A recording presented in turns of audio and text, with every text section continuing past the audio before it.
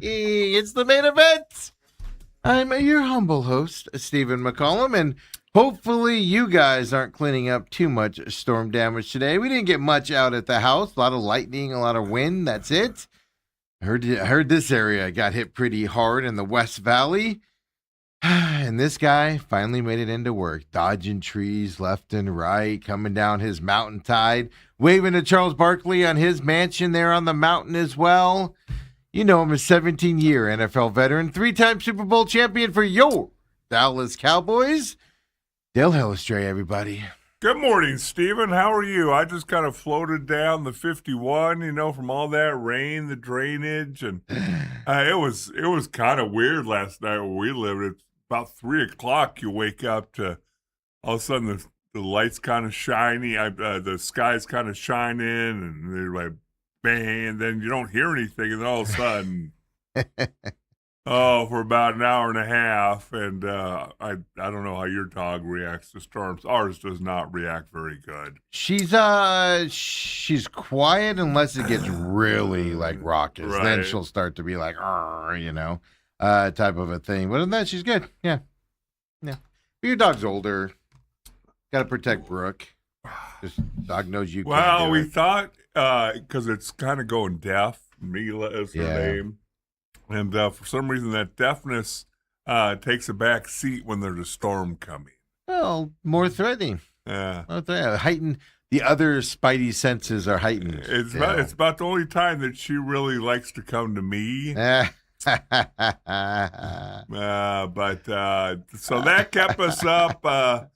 Lacked a little sleep last night. Really? Yes. So I slept like a baby. I don't think I asked you, but I'm glad you did. I'm just telling you, slept like a baby. But you're in the house by yourself, right? I know. Ethan was there. Ireland was there last night. I thought you said the dog was there and everything. Yeah, no, I was all good. I said Ethan was with Mom. So. No. I mean, I see how tough you guys are here in our studios. You lock the door now. Yeah, Wow. Apparently, when I walked in this morning, I locked the door behind me. So Dale had a knock to come in today. I turned around and looked again to make sure your car was out there.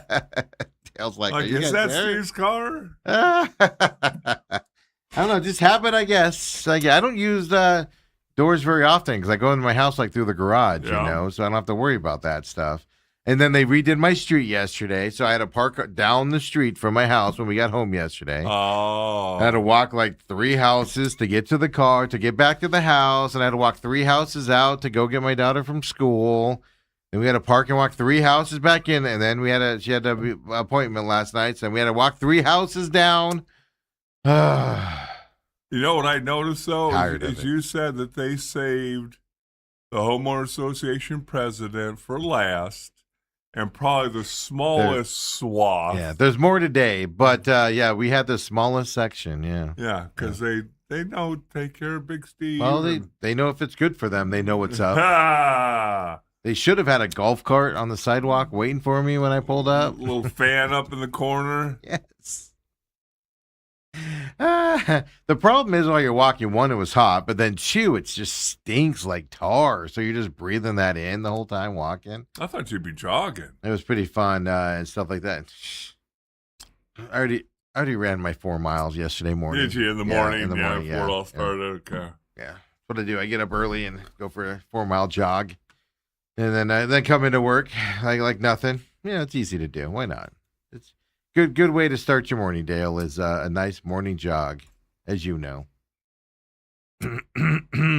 Just saying. As you know, maybe.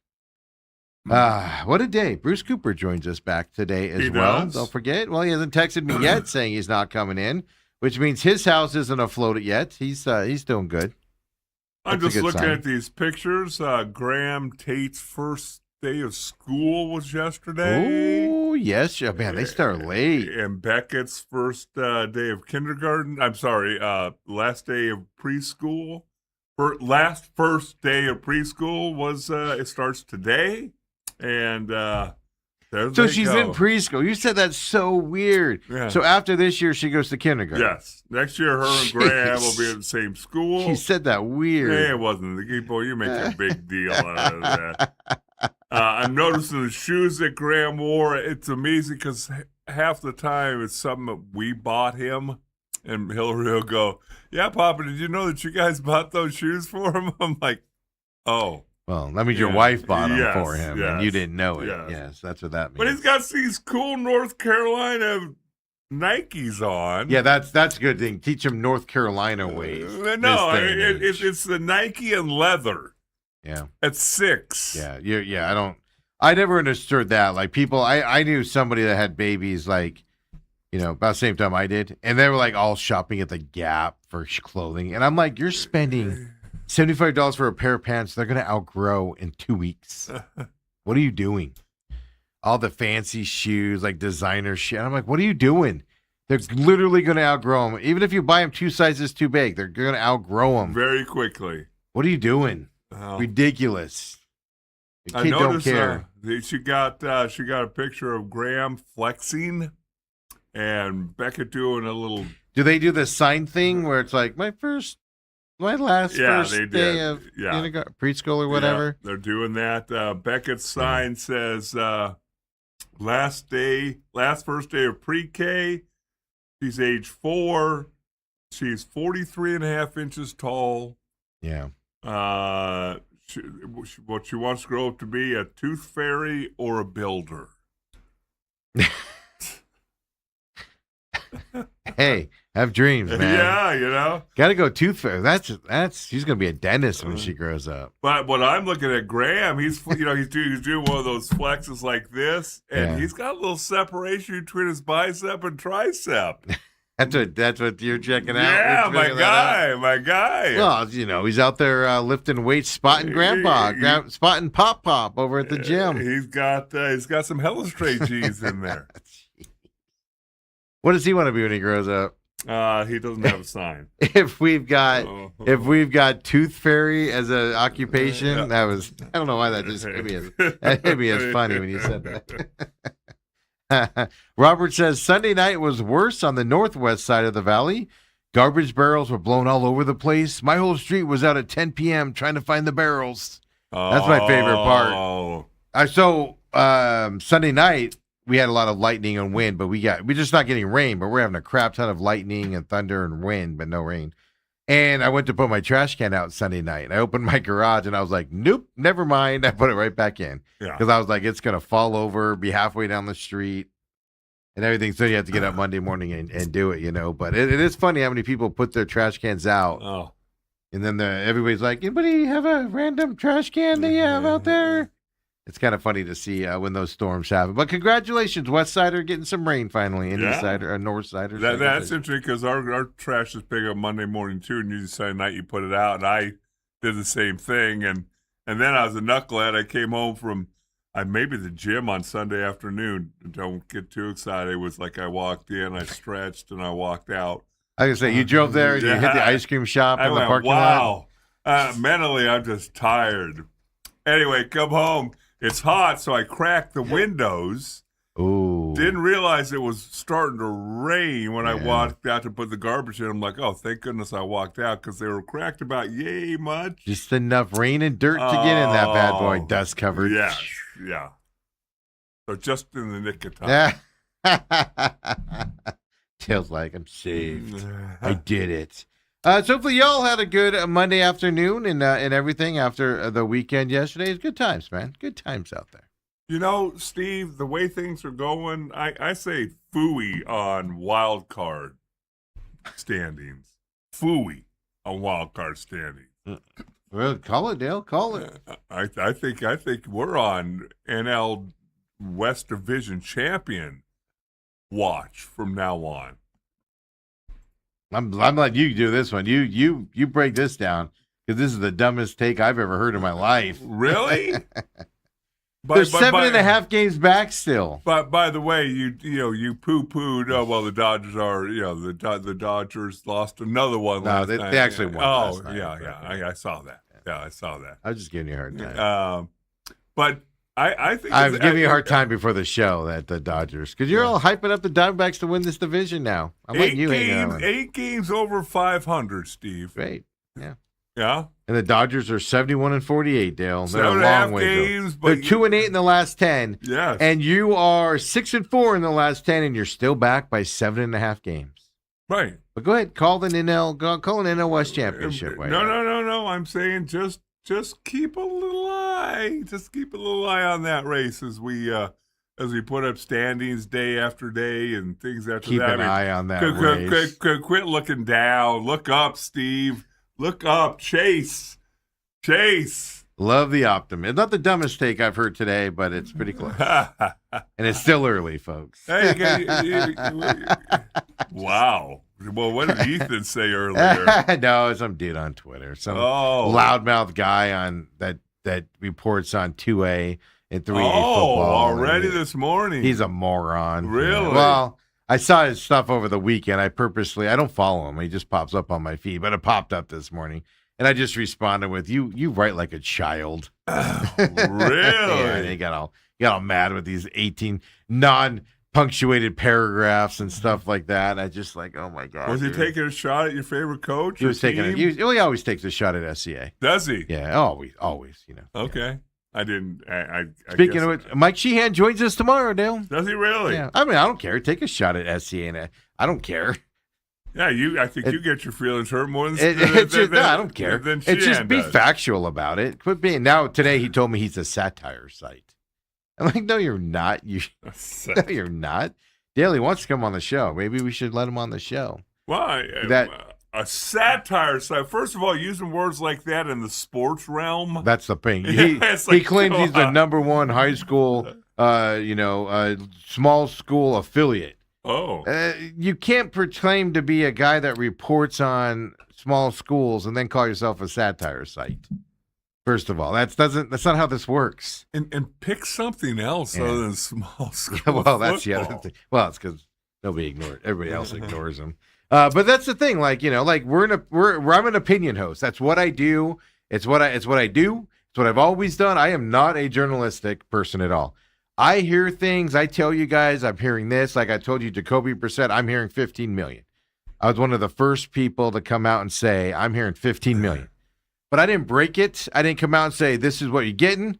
I told you guys, I'm hearing this, blah, blah, blah. Do what you want with it after that. Because I don't do that type of stuff. I'm just an opinion host. All I do, and we live with it and move on. Right. You can't be the number one small sports affiliate and then also be a satire site. No, what? Those two seem to be mutually exclusive. And I don't care. Say what you want, Pat. Like I said, I like Mike Sheehan. You guys know that. I like SEA. It's a fun school to root for. Even before they were winning, is a fun team to root for. Nice people there, stuff like that. But there's other 2A schools I really respect. Santan Charter and Pima, for instance. I learned last year to really not St. John. Is it St. John's? Now I can't remember who SEA played on that rainy game over there in the North Valley. No, they were down south. It was a Park or Benson or whatever. I really learned to respect those coaches and stuff like that. There's a lot of coaches I respect and like and stuff. And I don't care if people bash them. I have no dog in that fight. Just be factually accurate when you bash them. That's all. That's the only thing that drives me nuts. Well, and that's the only thing that drives me nuts. It's just be factually accurate. But then again, that's the way I do things. I'll bash something, and I'll tell you why I'm bashing them. Whether you agree with me or not, I'm going to tell you why I think the way I think. But I'm not making stuff up with 80-man rosters and stuff like that. Why are you bashing 2A football? That's issue number 2. He went after kids. Yeah, and you start. I don't know if he named names or no, not. He didn't. But it's very clear that who he's talking about. Yeah, it's very clear. He didn't even say SEA in the tweet, but you know exactly. Who he's referring it's to. It's a school like located on Tatum and Acoma.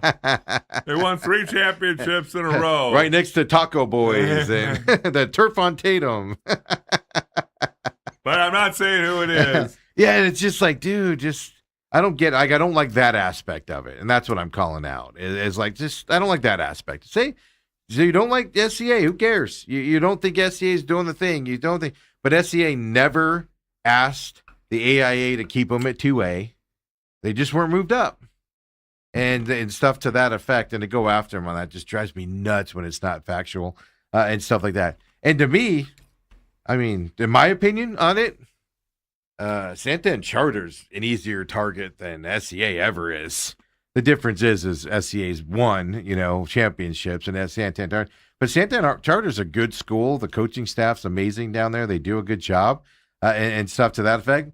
One of the coaches got a little snippy with me. Was it 2 years ago? Yeah. On the opening game. Oh, no, it was the first round of the playoffs last year. Got a little snippy with me coming out of the locker room when he saw me. But I don't care. I didn't go bash. I made fun of him for doing that to me because I'm like, dude, I'm just a dude standing here. What are you doing? Let it go. Let it go. Let it go. But I respect those guys. But say what you want. But just attacking, that's where I'm like, dude, you don't say what you want about the coaches, whatever. But don't attack the kids at that level. Yes. At 6A level, there's a limit of going after them if they don't perform on their job because they could be Division I prospects and things to that. But don't take it personal. Don't do all that stuff.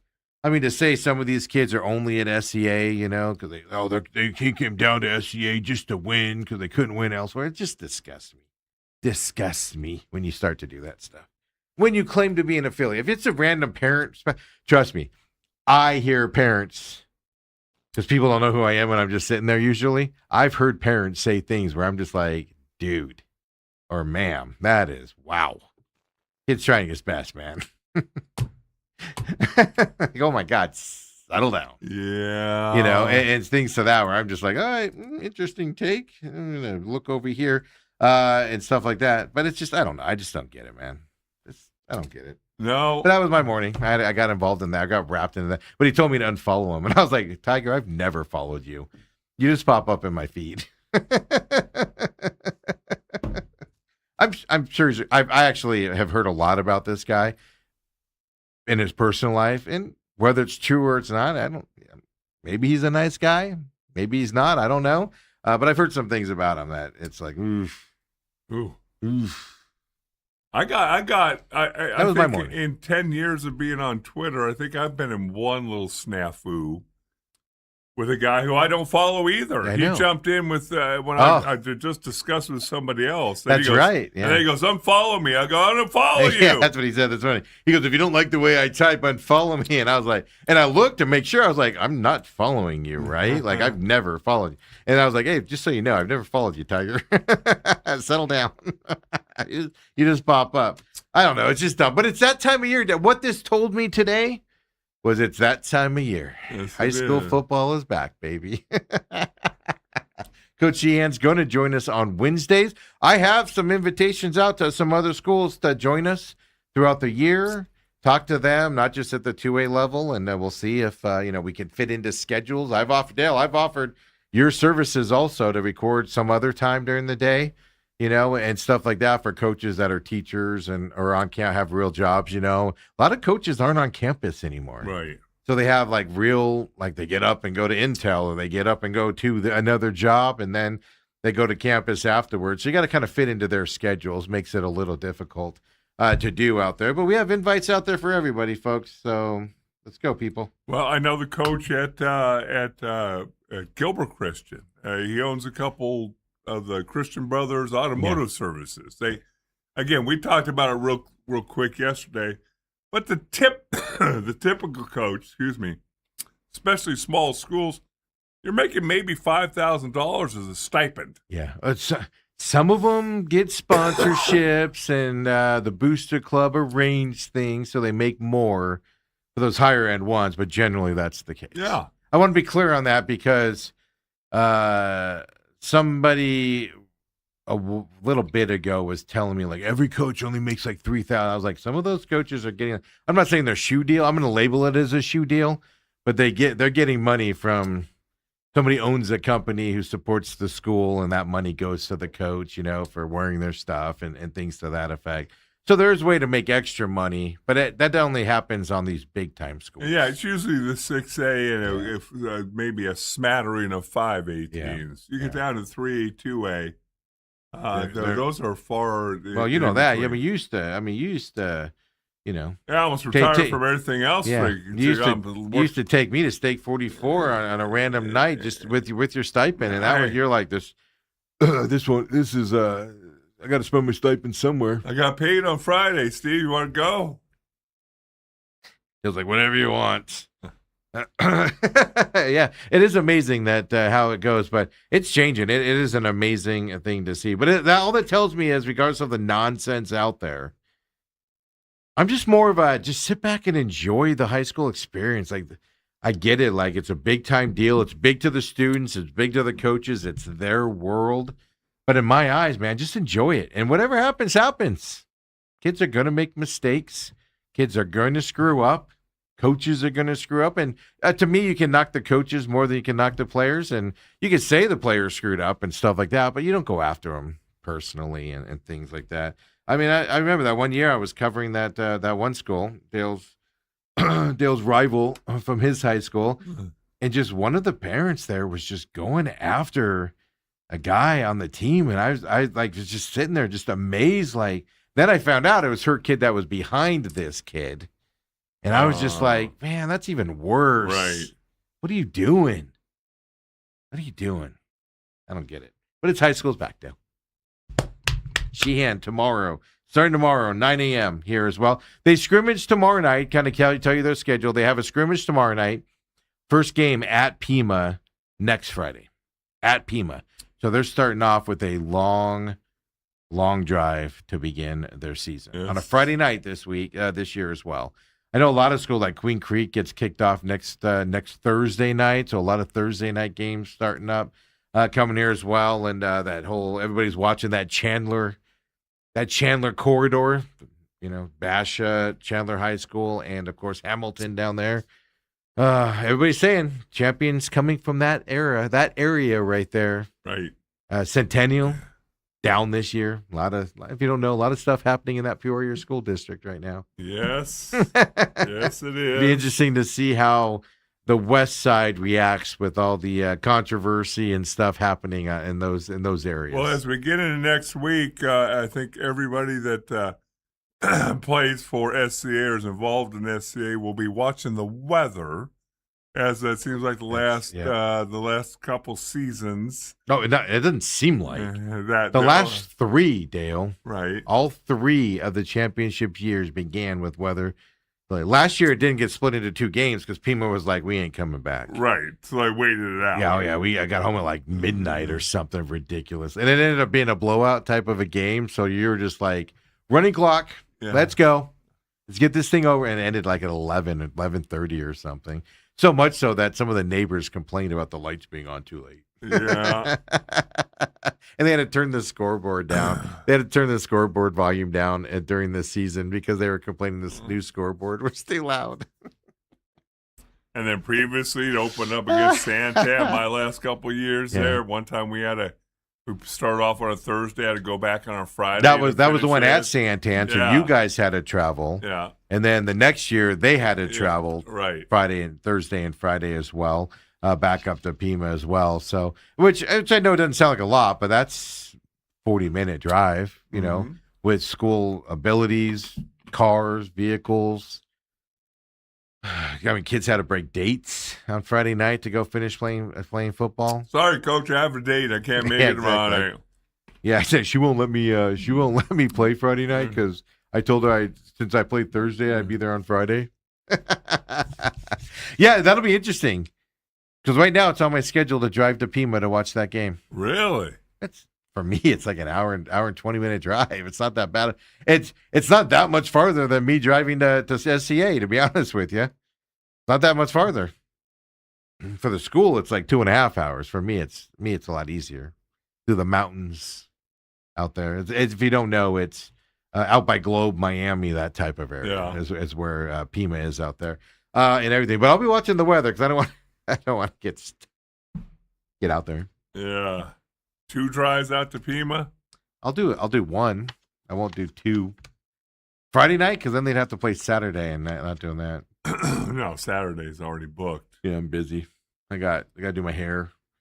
That's my doctor's appointment I'll tell you guys about coming up is that following Saturday, Dale. I'll be all nervous. It's on a Saturday. Yeah, Saturday at 4:30 p.m. is when I got to do this thing. I'll tell you all about what I got coming up in my life. It's pretty funny. As of now, I'm healthy. We'll find out after this test what's wrong with me.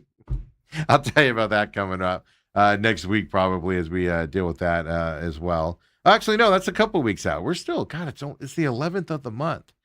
Never mind, that's 2 weeks out still. So I'm still good on that. So it won't be that next Saturday. Okay. ASU even starts late this year. I hear thunder outside right now. It's still thundering. Is it? I just heard that or somebody's bowling behind me here because I can hear it rolling out there and everything. But Dale, it's just a fun time of year. Yes, ASU, it is. U of A. We got NBA talk. NBA season schedule starting to come out for the opening night, Christmas night. Checking that out. How many times are we going to have to watch the 76ers? Well, folks, let me tell you now, every time. Every holiday. They're going to get burned by this, man. Like, all the superstars are going to be out by the time Christmas comes around. They're going to be injured and sitting out of the game and stuff like that. They're going to get burned by this. Can't deal. you see that? LeBron taking a rest night and then beat out for 6 weeks. And I'm just waiting for it to happen. But we have opening night, Christmas night as well. Major League Baseball talk, of course. Soroka returned last night. Tonight again. Look, it's the Rockies. And you kept Jake McCarthy to nothing last night, which is what you have to ask for when you play the Rockies and stuff like that. I got Josh Sweat updates for you guys. Cardinals depth chart is basically the same as it was last week that they came out with yesterday. Hall of Fame ratings, Dale, as well. We'll talk to Bruce Cooper about Larry's enshrinement and all of that. But Dale, did you see Monty Ossenfort said the goal is the playoffs for your Arizona Cardinals?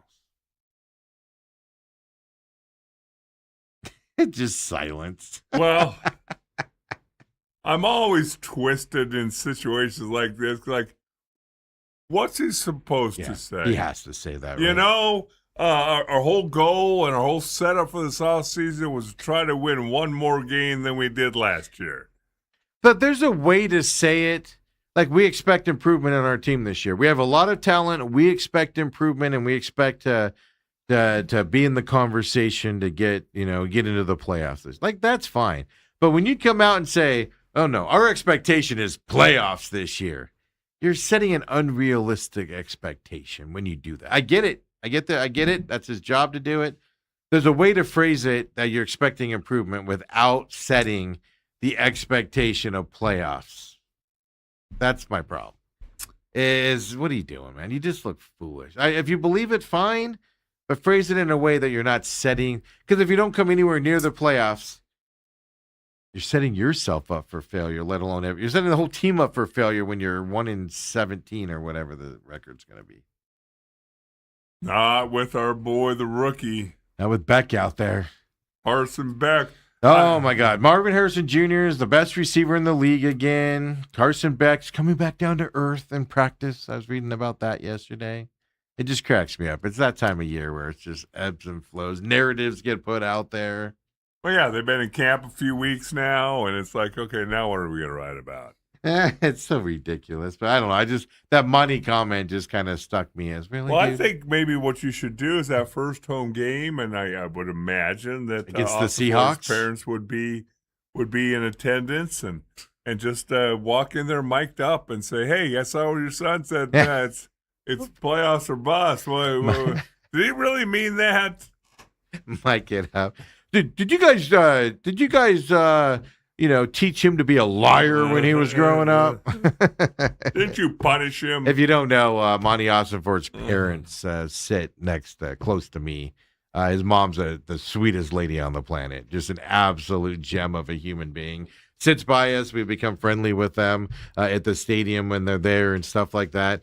And just absolutely gem of a human being and everything. And his dad is kind of funny. He's just I think he's kind of like Monty, just staunch and just doesn't say a lot, type of a thing. But his mom's just not that his dad's a bad person. I'm not saying that, but his mom is just a saint. Protect her at all costs. I actually feel sorry for Monty's with his exploits. Well, you can turn around. You can just welcome him back. Hey, Did you think you were going to be back? I wasn't sure you're going to be. I told that story last year when I was talking to the dad and I were just having a little small conversation, And that's what it was. They were going because they live back in Minnesota, and they were going back to Minnesota. It's like, oh, we won't see you guys again this year. And they go, no, we're done for the year. I go, we'll see you next year. And the dad goes, because I was testing him because I wanted to know what he knew. I wanted to see what his reaction was. And he goes, yep, see you next year. And he goes, ooh, hopefully. And the reaction, I was like, ooh, he doesn't know. Well, I told that story on air, and I was like, he doesn't know what the situation is. Like, if Monty has been told anything, his dad does not know, or his mom does not know what he's been told. Because it was like a genuine reaction. It wasn't one of those, oh, I got to cover this up now, right? Type of a thing. So I don't know. I don't know if it's fascinating. But yeah, I'll welcome him back. Be like, all right, one more year, let's do it. I told his mom to tell Monty. Last time I saw him as well, they were leaving, and I flat out told her, you tell Monty to tell Michael Bidwell, coaching staff gone, I get another chance. And his mom was like, that's a great idea. So she probably went and told him, hey, this guy that sits in front of me said, do you tell Michael? He's a guy I've read that he battles on Twitter with. You think his mom's on Twitter? You think his mom's on Twitter reading all that? Oh, my God. Could you imagine his poor mom on Twitter with what people say about Monty? No. Ugh, brutal. No. Yeah, but Thursday night, Raiders coming up here. We'll have to see who plays, Carson Beck and them. That stuff. Interesting enough, I was reading some stuff about teams, and ESPN.com put out NFL training camp early takeaways for all 32 teams. Okay. They did not mention anything about Carson Beck. This was just put out last night or this morning. Okay. Carson Beck is not an early takeaway from camp. Kind of interesting. That's what I thought. They come up with a better one? Well, they have 3 people they talk about, but the main one is, based on reports, those memes of Marvin Harrison Jr. flubbing passes early in camp should soon be forgotten. I told you guys before camp started of what you're going to hear from the national media and a lot of people as camp goes on is how unbelievable Marvin Harrison catches balls. Marvin Harrison is amazing. He caught a ball and it was being challenged by Rabbit, and it was a contested ball, and Marvin Harrison Jr. came down with it for a touchdown in practice. And I'm like, Rabbit's not playing, defense like an NFL cornerback's going to be playing in a game, folks. And you see all that narrative. And right here, NFL.com. Oh, the memes of Marvin Harrison Jr. flubbing passes early in camp should be forgotten soon. Every camp we go through this with Marvin Harris. This is the 3rd camp in a row where we go through it. Oh, the catches he makes. His first year was he catches balls just melt into his hands. A ball goes near him and it just finds his hands and he just snags it out of the air. And then the real game started. So that's one of them. The other one is a lot of people seeming up in arms on this, and I don't care because I think it's 1A and 1B. I mean, they're both starting running backs, but a lot of people are taking exception to Tyler Algier being listed on the depth chart over Jeremiah Love, saying Love's the better running back and he deserves to be the starter in that first spot. Now, it doesn't matter. They're both going to be on the field. It doesn't matter. They're both going to get it done. But people are losing their minds about this. And he references it here too. He says, I don't believe things will stay that way come September, meaning Algier ahead of Love. Does it matter? They're both going to be integral to this offense. But people are losing their minds about Love being number 2. I don't understand it. So, and this is NFL.com, folks. I could just see a number of different scenarios to where I could see if they're opening up in a formation where they're both out on the field. I think they're both going to be out there most of the time, to be honest with you. And obviously you're going to need to get each of them some rest, especially early in the season and all that. But, yeah, I mean, that's much to do about nothing. I know, but it's just interesting that a national publication, NFL.com, is now referencing what a lot of local people and social media accounts are starting to say about that position.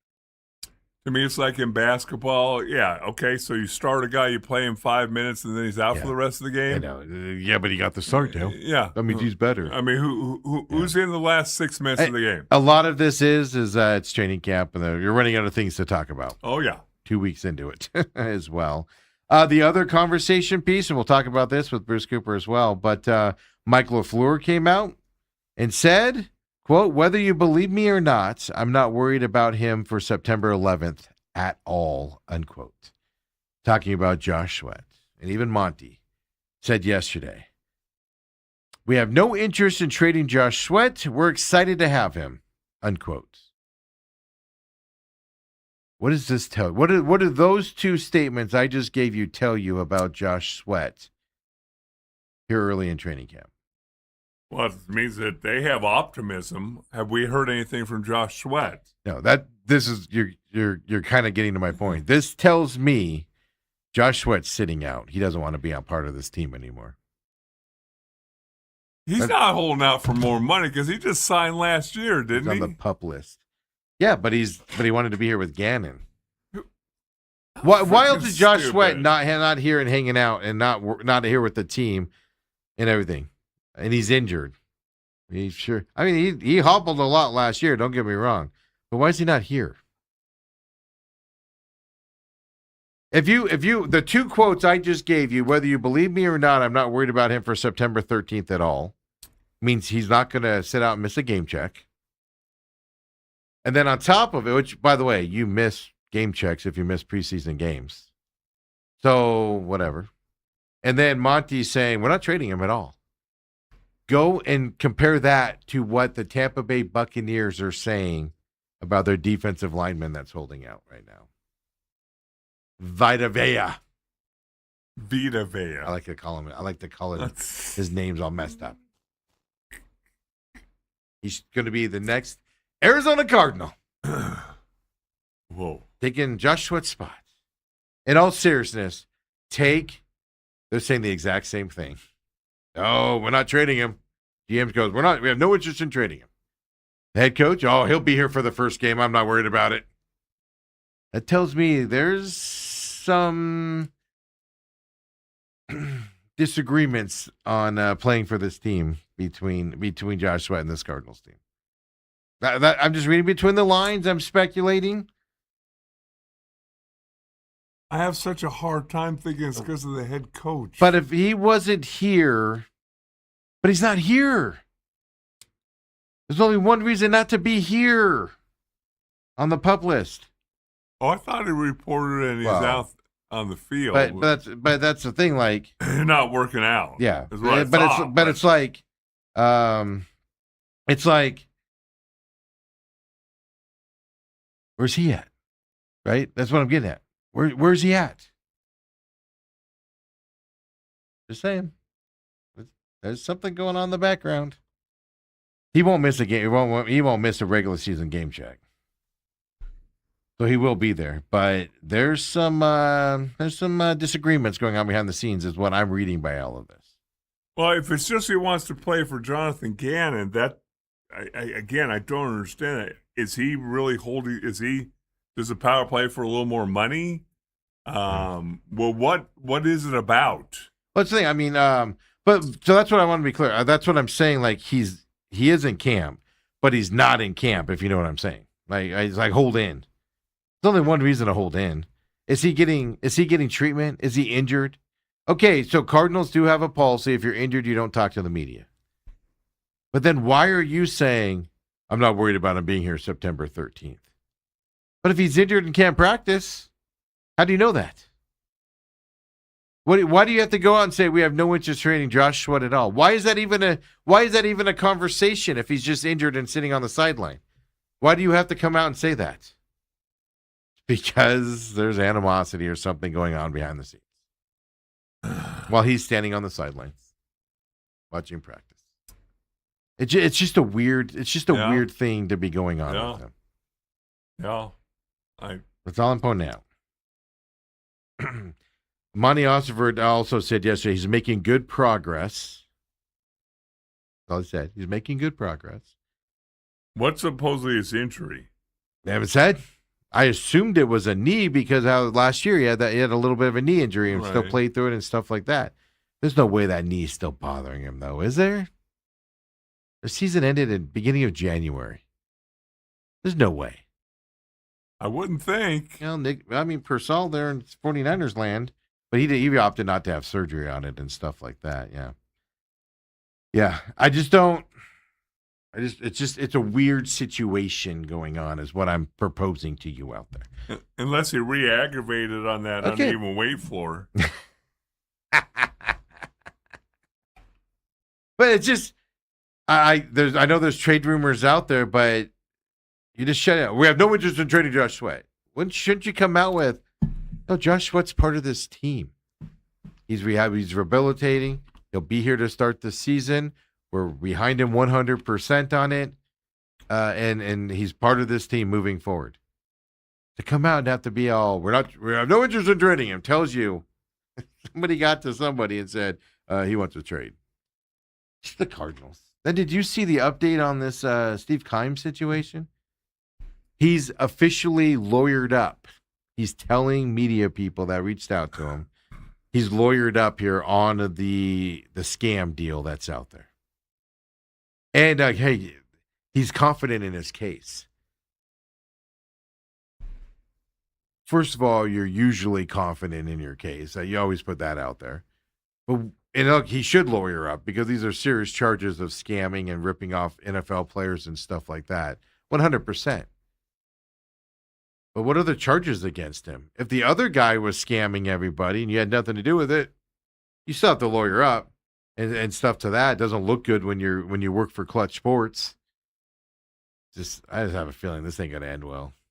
This ain't gonna end well, man. Although I did see where D-Hop deleted his tweet. Well, because a lot of people said this yesterday, and I was thinking it as well. Like, how can you, like, samples are done. Like, they'll get you at a restaurant or something, and like nobody can touch it. Like Steve Keim's not, let me see that sample and putting drops of other stuff in it and things like that.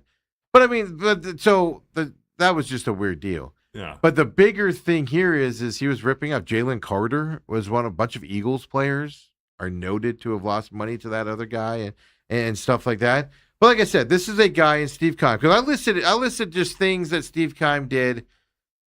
I listed them yesterday, right? The DUI, the suspension. I didn't even mention it. The burner phone, so we could still be in touch with everybody and run the offense, right? Like, I didn't even mention that yesterday. Like, if you go back, there's always shadiness with Steve Keim everywhere he has been with the Cardinals. There's some shady fact. He comes back and he has to leave because of mental issues and stuff like that instead of getting fired. And then he just quietly goes away. There's just always something shady about the guy. I don't get it. Michael Bidwell, man, do better background checks, my man. Whoever's doing your background checks on people you're hiring, Or maybe he did have a good background once he got here. Well, because McDonough, say what you want about that McDonough story. He was a raging alcoholic and, stuff to that effect. Like, it's just like, what? Do you have to be a raging alcoholic to work for Michael Bidwell? That's the question, folks. Allegedly. Allegedly. Somehow get through those 3-win seasons. I don't know. I know a guy who's not a raging alcoholic who is high on them each and every year. You gonna throw him under the bus right now? I know a guy. Yeah, coming up, folks. Bruce Cooper's joining the program. Come on back.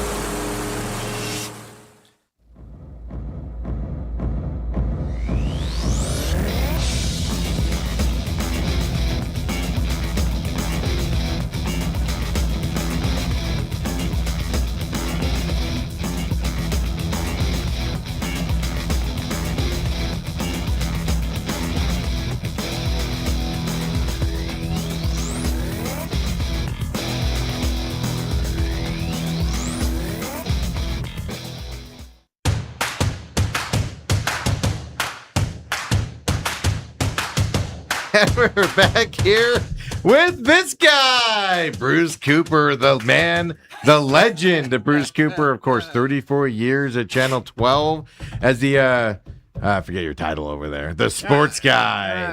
I don't know. I had too many. Yeah, I know it changed a sports lot. Producer. Yeah.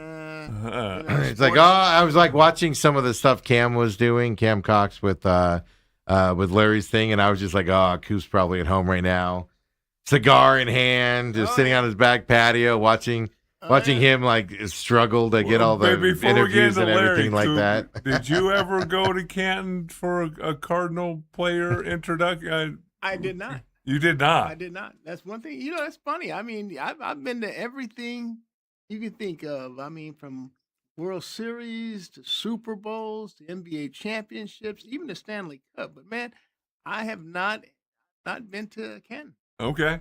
Yeah, because well, who would have? Well, Kurt Warner. I think Aeneas Williams was the first one. That's what I was going to add, but that was that went in. Yeah, and that was sorry, I got to reach over here and I'll help you out here. Just pull it closer to you, the base. Sorry, folks, we have to do some production here. Talking to, I'll take out here. There's a number on here. Talking to that number, so line up to that or move it to your face. Old, he can't. I know, see right? that. A guy that was on Channel 12. They hooked him on. They hooked just a lavalier mic on him back in the day, and he just walked around with that on. That's how I roll. I didn't mean to interrupt. Yeah, that, well, sorry. I know you're friends with Cam Cox. I thought they did a really nice job, though, getting the whole weekend and all the festivities and everything covering Larry. Our sports photographer, his name is Chris Peterson. Chris Peterson did a tremendous job putting together a lot of Larry Fitzgerald. I mean, he chronicled his era with the Cardinals, because when Larry decided, I guess right around COVID, that he wasn't going to play anymore, well, he never made an announcement that he retired, but everyone just assumed. So Chris got that assignment. I mean, he put together a lot of stuff, and it's been sitting there in an archive, and Cam's been pulling it out and utilizing it, and it's good that it's got some use. But right. Chris did an outstanding job, and heck, so did Cam up there. I mean, those guys hustled. They got all the different dignitaries in addition to Larry. So I thought they did a really good job. Yeah, it was really good. A lot of people did really good coverage while he was there as well. And I mean, it was interesting to see, old coaches. Whisenhunt was there, of course. BA was there. Sure. You see a lot of that. A lot of players showed up for him. Booker showed up for him. Yeah, Devin Booker's really special. I mean, him and Larry Fitzgerald. I mean, they're in that same pot of that acorn. I mean, they really are. I mean, they are so beloved, and they just absolutely get it. They're so community oriented. I mean, they take time to make fans feel special when they reach out to them, when they want an autograph. I mean, you got Booker driving down to Sedona, working McDonald's drive-through, handing out some of his signature shoes. Yeah. He's special, and to show up. I mean, Larry. Let me tell you something.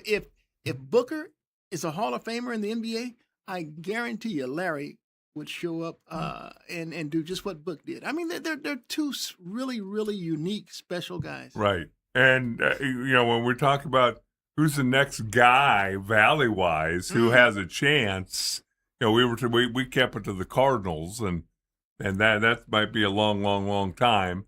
Last week we were talking, I think it was after you came in, okay. But we were talking about the Mount Rushmore of Arizona sports, and then we started saying, because we were struggling a little bit. I mean, because you could put guys on there, but are they really Mount Rushmore types? And then Holmberg and I were doing our little podcast. He goes, what's an easier thing to do? So what's that? He said a Mount Rushmore of villains. The Valley Sports. There's too many of them. Yeah, there's we need two Mount Rushmores. Yeah. I mean, I brought up the coin flip way back in the day. I wasn't even around for that, and to me, that started the vein of existence of Phoenix Suns bad luck that happened. We should have known right then and there. Hey, get the franchise to Toronto. I tell you, the Suns have certainly been been plagued by this bad cloud or dark cloud that hovers over them. But San Antonio's just seen an array of sunshine. Yeah. I mean, how many number one overall picks can you get? David Robinson, Hall of Famer. Tim Duncan, Hall of Famer. And Wemby, I'll be damned if he won't be one. Right. I mean, my gosh, who gets 3 number one overalls and hit that? And the Suns, one time in their 53-year history, they've got number one overall. A guy named DeAndre Ayton. Yeah, Luka's just out there doing his thing. Yeah, no, it's crazy. And it's even worse though if you think about that. 'Cause this is what drives me nuts about the Luka DeAndre Ayton movement and stuff. It's even worse because you have Luka's European coach as your head coach, and you still pass on the guy who ends up being better on top of it. You had a Phoenix Suns owner in Robert Sarver who had tremendous ties to the University of Arizona. I understand that side of it, but that's what I'm getting at though. Is like, Well, it's one thing to pass on him because you're not sure, but you have the guy that coached him when he was 14, 15, 16, 17, right sitting right there, and you still can pass on it. Well, let me say this. The Suns absolutely positively do not get to the 2021 NBA Finals without Ayton. Well, 100%. I mean, that playoff run. I was looking for that dude. I said, okay, this is it. I was looking for him to play that way going forward, even though improving from that point. Even though after going up 2-0 in the finals against Giannis and the Bucks, then you get that back. And I don't really blame Ayton for that. I mean, Chris Paul just. Nobody was guarding Giannis in that playoffs. A lot of people I heard blame DeAndre for that. Well, Giannis embarrassed a lot of people. He does. But what happened if you watch those games? And I was at every one of them. I mean, the Suns had late leads or game late when they're down a possession, and Chris Paul made some uncharacteristic turnovers. Playoff Chris Paul showed up. I'm just dumbfounded. Man. So if you go for nemesis for the Suns, obviously you got the coin flip. Mm-hmm. You can pick a Boston Celtic back in the mid 70s 76. Yeah, the 76. You can go John Paxson. You can pick a handful of different Spurs. Yeah, but Robert Horry. Instead of Robert Horry, though, I pick the referees in the NBA and the NBA offices more than I put it on Robert Horry and them. Because they compounded that by suspending the players and stuff. You can pick a Pittsburgh. And that's still a very, very sore spot with me. You can pick a couple Pittsburgh Steelers in that Super Bowl, whether it's Harrison or the guy who caught the ball at the end. Yeah, because Holmberg had Harrison, and I told Harrison, I was like, no, it's the catch in the end zone. It's a Francisco falling across the middle of the field, wide open. Aaron Francisco versus Santonio Holmes. Yeah, wide open. All he has to do is run, and it's not a 50-yard, 70-yard game. You can spend a legitimate show on villains. Makes my heart hurt. I'm telling you guys, it took me a while to get over that Robert Horry thing. No. But it is funny. But I think in terms of the Mount Rushmore, it's fairly easy who's on the Mount Rushmore. The one that you would interchange I know a lot of people put Diana Taurasi on there and some people wouldn't. That'd be the one that I would say would be interchangeable depending on your perspective on the league. But I mean, she's got to be up there. Just all played for it, championships brought here, all of that stuff. But other than that, right, it's Shane Doan, Randy Johnson, and it's obviously Larry Fitzgerald. Well, look, you can't substitute those three. You can also interchange Barkley and Booker there. But I tell you what, but that's what I'm getting at. You have three definites, and then depending on your perspective, you can argue. The fact that you mentioned Diana Taurasi, I mean, I can't get this WNBA out of my head. I mean, what the heck is going on there? I've given up on him, Coop. I refuse to talk about it. I refuse to watch. I used to just turn the games on and have them on. I refuse to watch anymore. I don't need political crap thrown in my face when I'm trying to watch a basketball game and listen to a basketball game. I'm just tired of it. Yeah, I can't even think of her name. That she just hammered. The Chicago Sky gal. I can't think of her name. I know. I know. I can't remember it. Not Chyannis. I know. We all know who you're talking about. But I mean, it's an obvious flagrant too. Yeah. She has the unmitigated gall, the audacity to go post white privilege. I'm like, girl, what is your freaking problem? And hashtag the Indiana Fever on top of Yeah, it. yeah. I mean, damn. Look. When Caitlin Clark came into the league, I mean, I couldn't believe the level of jealousy, including coming from our own Diana Taurasi and Sue Bird. Yeah. I mean, I was just blown away. Yeah. I said, ladies, please. Caitlin Clark is putting you on a level that you've never been at before. Not only from salaries, but from resources. Like you now have your own no one has to travel commercial anymore. You have your own private planes now.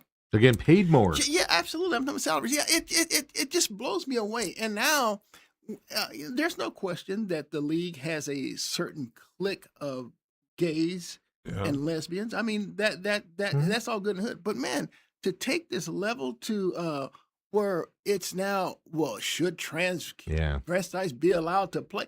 No. Look, Kathy Engelbert, she's the WNBA commissioner. Yeah. Hey, woman, step up and take a stand. Just say no. She only does what the NBA commissioner tells her to do. It's That's ridiculous the problem. because now you had two former NBA players who now saying, "Hey, since Enes you Kanter, guys one don't of know them. the difference between a man and a woman, I'm going to declare myself a woman. I'm going to declare for the draft. Yeah. Come on, man, let's stop the nonsense." Well, not stop the nonsense. And then, Coop, probably out of all the audacity of the thing, number one, they decide what a woman is, or don't put a W there, number one. But number two, the Indiana Fever coach, after that flagrant foul, stood up for the other girl. Yeah. What? Yeah, I know. How does Caitlin Clark even look her in the face? No, she didn't. She put her hands over her ears and face and like kind of hid. Hey man, I think I told you guys this story before because but I felt bad and I felt stupid for asking it. But I can't remember the Suns player's name, but he clotheslined Kobe. Mm-hmm. I mean, Raja Bell. Thank you. Clothesline Kobe. So I'm in the Lakers locker room now. I'm up to Lamar Odom, and I asked Lamar. I said, Lamar, did you think that was a dirty hit by Raja on it and on Kobe? And he just looked at me. I mean, it was probably literally only 5 seconds, but it felt like a minute. Yeah. I mean, and I'm just like, holy crap. He says, did you see the play? He said, what did you think? He said, come on, man. And he's right. He's right. I should not have asked that question. Right. I should have phrased it another way. Give me your thoughts or something like that. But I shouldn't ask him if he thought it was a dirty play. It was clearly a dirty play. That was a dirty play. The gal laid. And for her, the coach to think it's just a basketball hard foul. I will say this: the WNBA allows those types of fouls, and people get kicked out for them all the time in the WNBA. So it's allowed to happen. It's the extracurricular BS that happens is what's turning you off from the league. I don't need to see a coach with. I don't care what your beliefs are on trans rights or what. I just don't care. Have your own beliefs. But then have a coach sitting on the sideline with Trans Kids Matter shirts on when you're trying to watch a basketball game. When you're watching the basketball game and all of a sudden you get distracted because then it becomes, white privilege conversations and stuff. I'm not watching. If I want to watch that, I'm turning into some CNN or whatever to watch that stuff. I want to watch basketball. I want to see all that. And it drives me nuts. I've turned against the WNBA where I'm not interested. It's ridiculous. Just play basketball. Shut up, play basketball. Do your stuff that you're going to do on the side like everybody does. NBA does their outside, stuff, etc. Do all that stuff. But dear God, leave it to the basketball court. You're ruining the league. It is an amazing thing. It's like they're just self-sabotaging it. Well, I hate to go back to the commissioner, Engelhart. She's weak. I mean, but she saw the play. You can't come back and say, hey, we're going to review it and then we're going to talk about it with the players. So, no, come out and say that, say what it is. Yeah. That was an egregious play. It was a dirty play, and she deserved to be kicked out with a flagrant 2. And I'm very disappointed that she played that white privilege card. I mean, just go ahead and say it. Right. Go ahead and say it. That's going to show. It's like everybody's afraid of. It's going to show strong leadership. No, that's come on. Yeah. I think everybody's afraid of stepping on somebody's toes. That's exactly what it is. And if you go back to what the pretty blonde, gosh, I just say she played for the Mercury. Sophie Cunningham. Well, what she said. If you listen to what she said I love all people. I just don't believe boys should be in a girls' locker room. Absolutely, and Sophie's the one that got closed by yeah, this gal. yeah. But absolutely. If I'm the head coach, if I'm the WNBA commissioner, I echo it. I'm not going to sit there and say, well, I'm him and her. Well, I mean, how do you define a man and a woman? Please stop it. That's what I mean. Like that, it shouldn't even go to that. I look at it like when Colin Kaepernick was taking the knee. A lot of outside buzz about that noise. Should he do it? Should he not do it? Et cetera, and that stuff. But it never crossed that line into like it went into the political stuff, but not the line of turning you off necessarily. I know some people were, and it's just like this, like you said, it's just like they want to please everybody out there, and instead it just makes everybody just be disgusted by it and move on. And I just hate it for the league, because they're literally self-sabotaging themselves. And the commissioners showing weakness, the coaches are showing weakness. I'm not putting any of this on the players, by the way. I am. That's ridiculous. I'm talking about on the court play because they do those fouls in the WNBA all the time. That's the whole point. All of this riffraff off the court is taking away what they do on the play on the court. Point, I mean, shoot, the WNBA has been starving for eyes and publicity for forever. So now Caitlin Clark comes in, and now all these arenas are sold out. You have to move from your venue to the NBA venues to accommodate the crowd, and now you allowed one off the court issue after another to pile up, and it's taken away from the play on the court. I mean, my God. I go to social media and I'm like, hey, what happened? Like, how are the Lynx doing? You know, the Sparks adding Kelsey Plum to the Mercury is, if you have not seen highlights at a minimum of Kelsey Plum adding a 5-time All-Star, she looks dominant on that court playing for the Mercury. She has, and obviously she went out last game. You talk about so you're saying that, but you know what? That you don't see any of that because when you go to your social media feed, it's all about this extra stuff, stuff that I can go to CNN and watch if I want to, or something to that effect. And now it's folded into the WNBA where you're not seeing the highlights, you're not seeing the positive play. Kelsey Plum said the greatest thing last week when they interviewed her. She said this season is setting up for the end of this season because the Mercury aren't good this year. It's setting up for next season and beyond. Great comment from her on she's going to re-sign here and everything to that effect. All got buried because of all this extra crap out there. And it's just stupid. It makes me angry, and I don't want to pay attention to it while they're doing all this other stuff out there, you know? Yeah. And look, we're now I'm angry too. We're not even talking about the play on the court for the WNBA. That's the argument. Nobody is these days. Clay Travis is all about men playing, all this stuff. Enos Kanter, Fox News. I saw a clip yesterday where their hosts are talking about the men wanting to, and it's just like, dear God, you're about to start your playoffs. You know what I this is what we're talking about. And I did this a couple weeks ago, Coop. Let's see what you think, and then we need to go to a break. I know we're at the top of the hour. It was Caitlin Clark coming in. Mm-hmm. Whether you like her or you don't as a player, nothing but good things happened for you.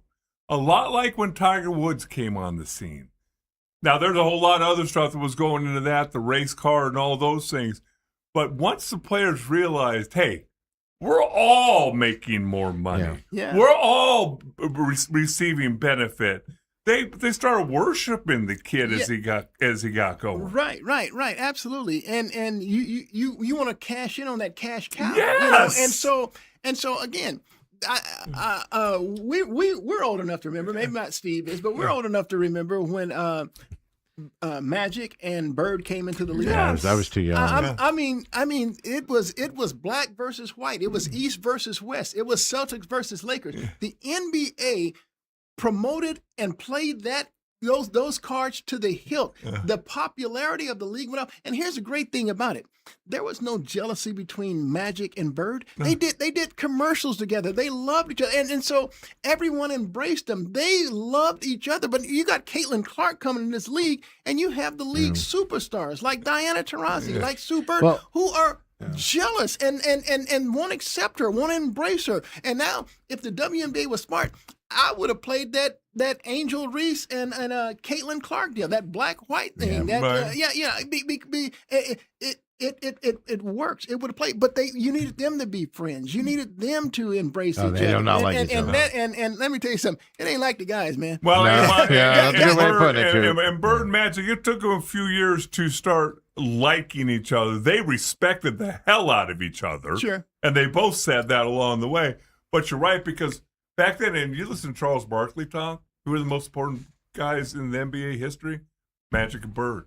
He said, the reason guys are making $50 million a year is because they took the NBA championship for being tape delayed, which I forgot about, tape delayed to it. Now it's primetime TV, and then further and further. So anyway, I know. Well, last thing I wanted to leave on that is when Caitlin Clark came into the league, one of the players came out like halfway through that season. I don't remember who it was, and said, "This league, we have too many eyeballs on this league," and they basically were like, "We enjoyed showing up now because fan bases started showing up and being more vocal. So if they were used to playing, I can't remember. I'll have to look it up That's because stupid. because the stadiums got full. They were like able to go out there and just play to quarter full stadiums, and it was a But better they wanted experience. more money and they wanted more benefit. And then Caitlin, somebody said that. I'll have to look that up because it always stuck with me. That's the stupidest thing I've ever heard. Well. We'll leave it at that. Come on back, folks. Second hour main event coming up next.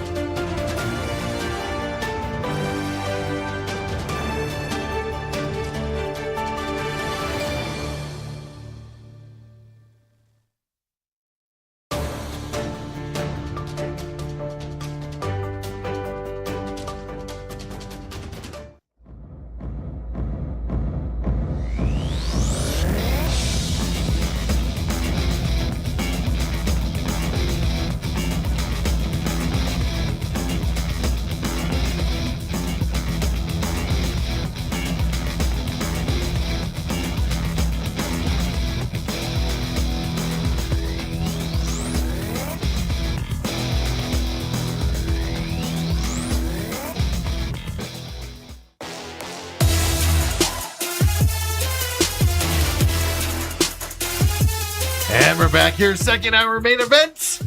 Tuesdays mean this guy joins us. I have to knock him down a little bit here because he is the legend, Bruce Cooper, of course. Every Tuesday, have some fun with him. Talk local sports out there. Last week, a lot of positive feedback.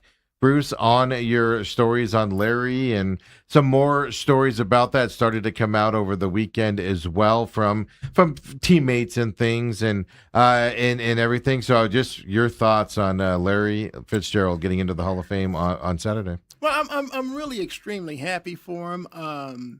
I do know that it was an emotional time for him because his father was not there. I mean, he just lost him like maybe 2.5 months ago. June, And so it was difficult, but I like the way they handled the whole enshrinement ceremony. Mm-hmm. I was really nervous for Devin, Larry's son, to step up to the mic and really say some things and present his dad, but they put everything on tape. Yeah. And so not only is it work from a timing standpoint for the producers who are trying to time out the show anyway, but it looked a lot more polished. Yeah. And so I thought Devin did an extraordinary job. I mean, I think the two best speeches were by Larry and Drew Brees. Oh, really? Yeah, I did. I thought those were the two best out there.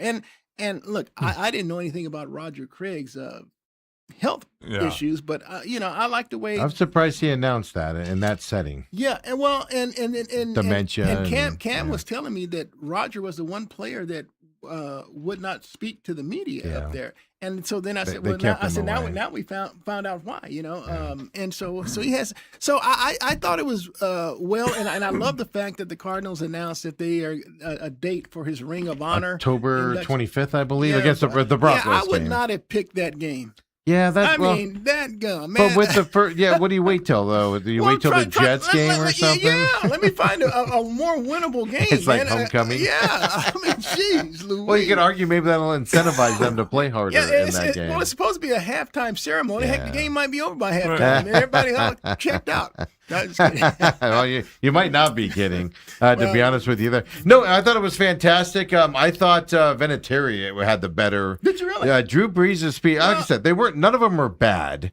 It's just Drew Brees always goes to that, I can do it, so can you. No, Well, Drew, settle down. Vinatieri had a couple of lines. That's what made it good. I like the comedy. I didn't mind the one against Belichick, but the one the with balls one. McAfee, and his wife. I played them both yesterday. Too. I played them both yesterday.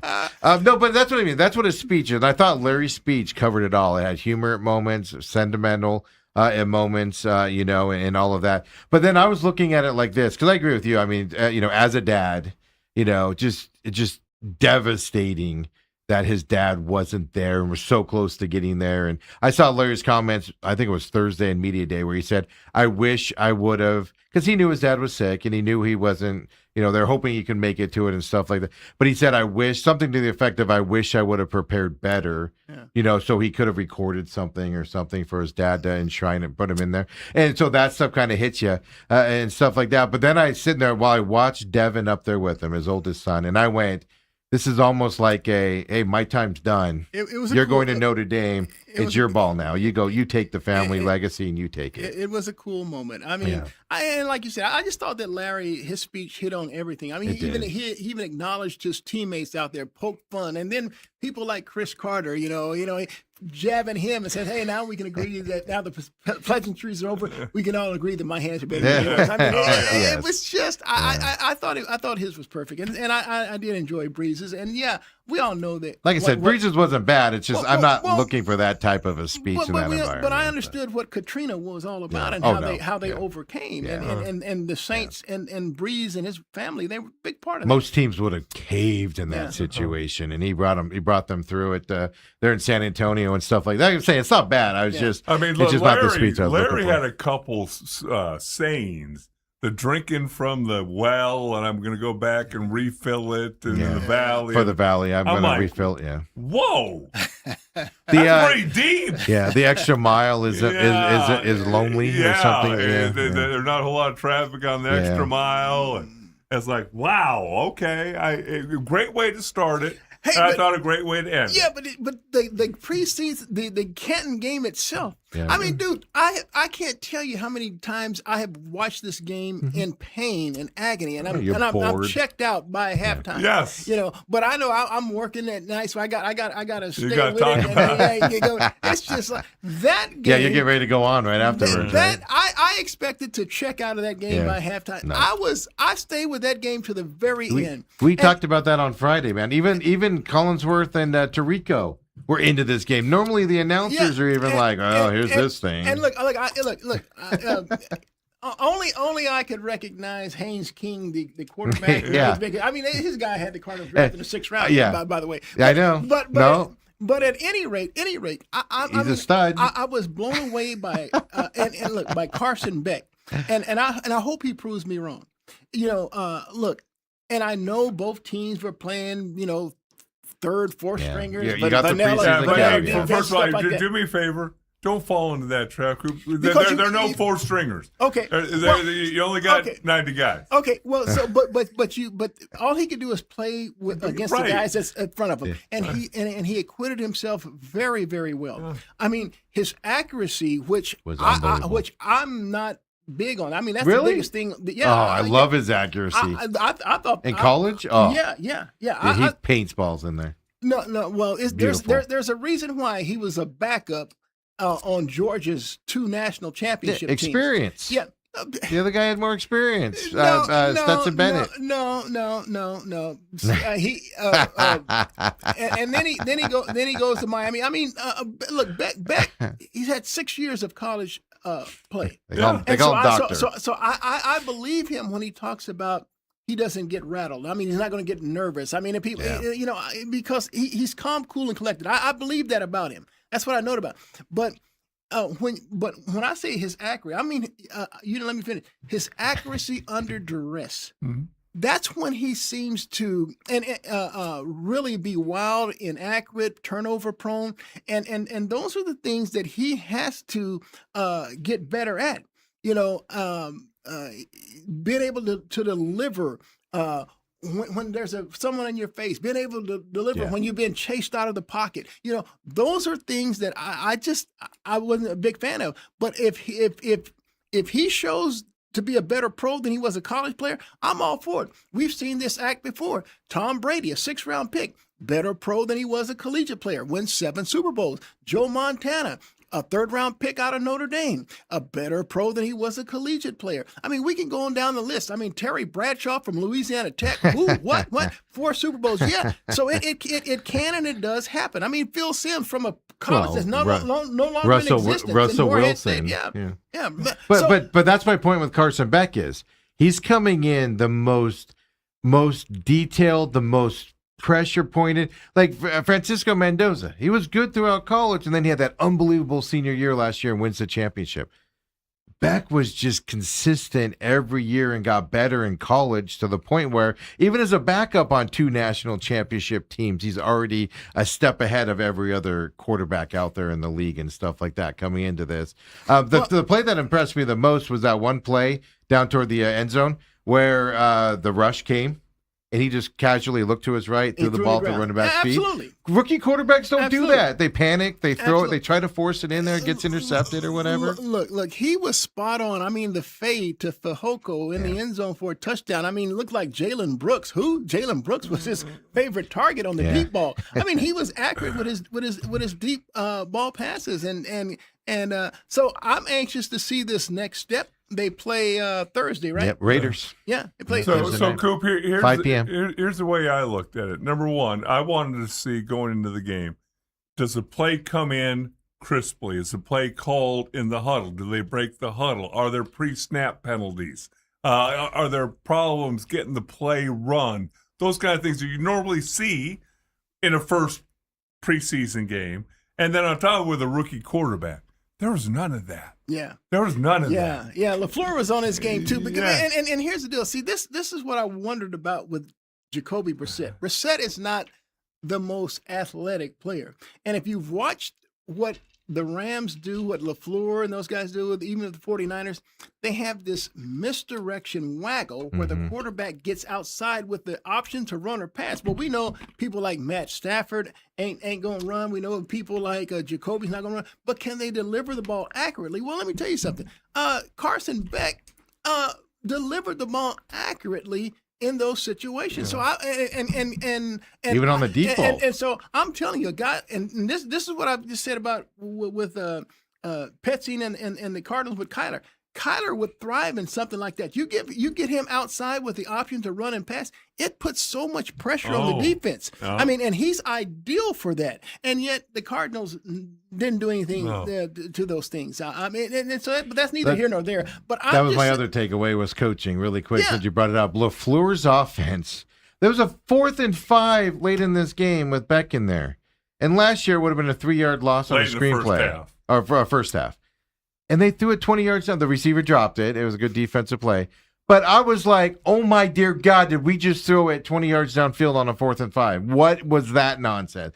The offense looks like it's rolling. LaFleur looks like, the offense is going to be explosive, or at least try to be explosive is how I should phrase it, which opened my eyes completely. And it could just be, Coop, that we're just stifled by Gannon in that offense last year and the way it ran. But it looked like a professional.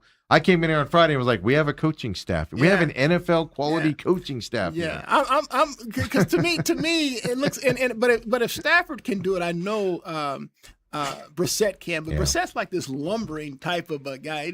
But look, you can deliver the ball accurately on the move like that, man, hey, you're making that offense a whole And lot here's better. the last thing I'll say. I know we'll probably jump somewhere else, but the fact that, again, I hear people, it's against backups. Yes, it's against backups. But that fade in the end zone, I don't care who's covering on that. Yeah. It was thrown in the perfect spot. Yeah, it was. And so when you could have looked sloppy, Carson Beck could have looked bad against anybody. Absolutely did. And he didn't. Absolutely. So Yeah, the other thing was as that first half went on, they literally did a close up on Carson Beck. He took the play call, and I noticed like his running back, I forget his name now, who was in there, 30, I think it was, did something on the field, and he did something wrong because when he got back to the Carson Beck, I was having a conversation with him and tapped him on the back of the helmet. I'm like, this is a rookie quarterback. Yeah, I think Kiner's and he's telling the running back, what he needs to do out there. And then on top of it, there was a couple times he took the play call and they zoomed in on his helmet as he's going to the line. And he's looking confidently, just looking at the defense. Yeah. He's going in there. You don't see rookies doing that. They're going up there going, all right, my receiver's over here. I'm going to throw it over here. And then on top of it, at the end of the first quarter, he just was driving down the field, and they cut to him. He's got his helmet off. Smile the size of Texas on his face. Like he's just out there having a good time. Like it's nothing, like it's not his future career. And he could die out there if he does something wrong and gets hit hard by one of these guys. And he's just having a ball. Hey, and look, you don't see that with rookies, man. Hey, look, I saw something on X yesterday where there a number of different videos talking about this no-look touchdown pass. In practice. Now, it's tough for me to see the no-look that they see him, but they're there, so he must have looked someone. His helmet was this way, but his eyes obviously were over here. I can't see that on the tape that I'm seeing, but he must have pulled a Patrick Mahomes. But I'll put it to you like this. This guy right here, he has been the biggest proponent and supporter of Carson Beck. I poo-pooed the pick. Yeah. I didn't like the pick. Yeah. But I would love nothing more than for Beck to prove me wrong because the Cardinals have been aching for a franchise quarterback. Yeah. I mean, for crying out loud. See, I'm not going to go that far. Well, okay. But what I'm going to, just because, reality's coming at some point where he's going to veteran quarterbacks have tough. Tom Brady had tough games. Sure. It's coming. Yeah, sure. It's the overreaction side of it and stuff like that. But I mean, you've had the privilege of hearing me talk about Carson Beck off air. Believe it or not, folks, on air, I've been reserved. I love this kid. I love the way he plays. I'm not saying he's leading the Cardinals to the promised land. What I'm saying is, again, we know what Brissett can do. We know what Minshew can do. Let's find out what Beck can do because you don't have a better rookie. You don't have him. If Beck can be that dude, you don't have to spend a first-round pick next year. That's the point. And you have a guy on a rookie deal. I used him right after the draft. I think you were here for it. I think I told you. It might have been off air, but definitely on air. Use the Bo Nix method here with Carson Beck. Get that defense built up. Bo Nix isn't the greatest quarterback in Denver, but he does enough to get him to win. Yeah. Carson Beck can be that guy, if not better. Use that method. Get Beck built up. You got 2 years. You got this year to do it. Go into next year. Get it done, and you can have success. The Broncos are showing you how to be successful with an older, experienced quarterback that had success in college. Look, the Broncos' defense is special. Oh, I mean, you could say who's better, them, the Seahawks, or the Rams, But because look, Knicks. I mean, it could be. I've seen them have games where it's like 9-6. Yeah, 6-3. Game. Yeah. And then in the final minute of the fourth quarter, Bo Nix leads the first touchdown drive, and they score and they win. Yeah. I mean, look. I don't expect that to be the formula for the Cardinals. Well, but I'm not saying beat the Broncos, but you know what I'm saying. Yeah. Build up that defense. Carson Beck can perform on an offensive level. He's not scared. He can go out there. You can grow with him and have success out there and have a rookie quarterback to where you can pay other guys to come in here. It's a good blueprint to have, is all I'm saying. Going forward. And he showed in the first game, at least, he can be that guy. Now, let's see moving forward now as well. As high as I am on him, I'm excited by what I've seen, and I know to temper my expectations, but he's already exceeded what I had. And it gives me more motive of what I've said all along. Give Jacoby Brissett the ball to start the season. And when you're 1-5 or 1-8, it's time to see what the kid's got. Let's see what can happen out there. Yeah, but if you're 5-3, marching towards the playoffs, then Brissett stays. Hey, 7 million people watched the Hall of Fame game, preseason game. Because it's not even close. Dale always talks about how the NFL like dominates. The NBA didn't have a regular season game hit 7 million viewers, and the Hall of Fame game hit 7 million. That Hall of Fame game was like the most fun I've had in a preseason game ever in my life. It was so much fun to watch. But the Spurs Thunder in Christmas had 6.7 million. That was the closest to that $7 million number as well. So obviously it's better than the most viewed Major League Baseball game this season. Any NHL game last year, including any game in the Stanley Cup final, didn't come close to that $7 million. In the Stanley Cup final? Yeah.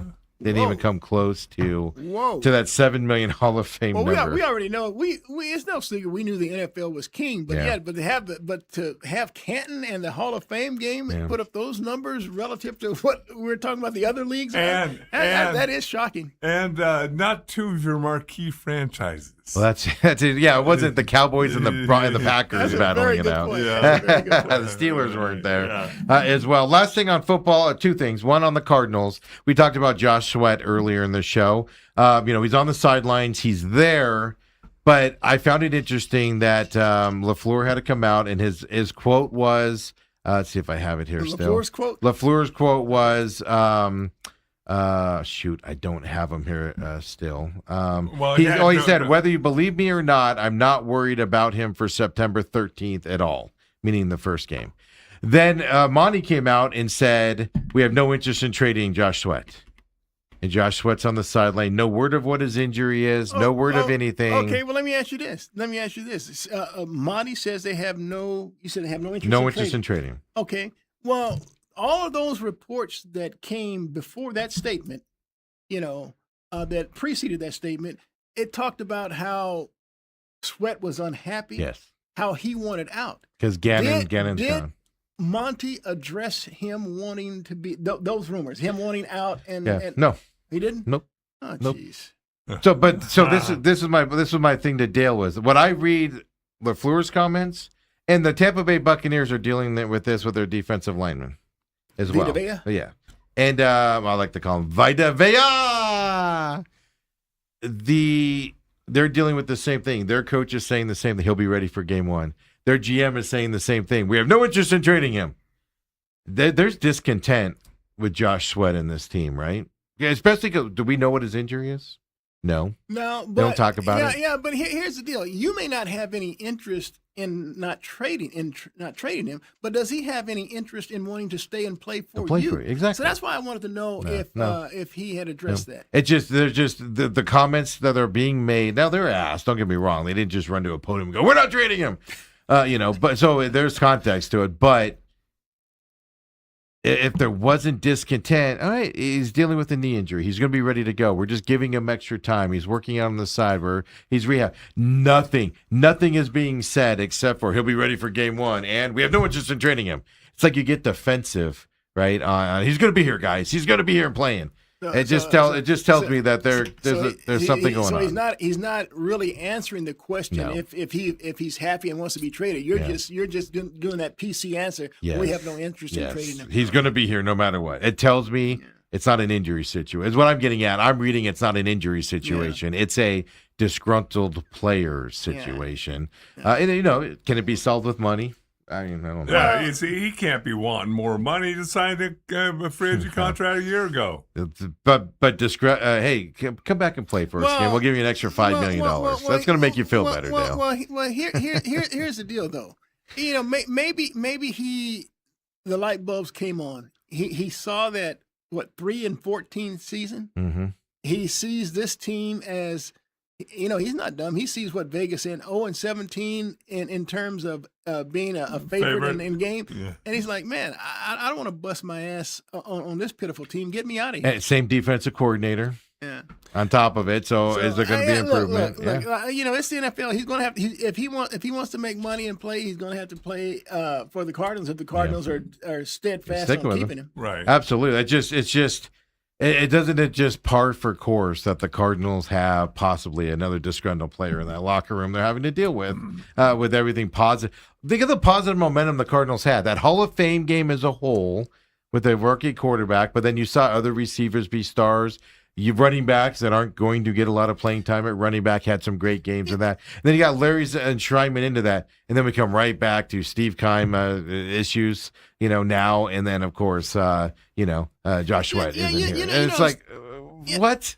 Yeah, Steve, and it's interesting that you're mentioning the receivers because, see, outside of Marvin Harrison, Michael Wilson, and Kedrick Bourne, I'm like, who do the Cardinals have behind these guys? But They looked like they were starters the other night. All of a sudden, you're hearing Bryson Green, who, Jalen Brooks, who.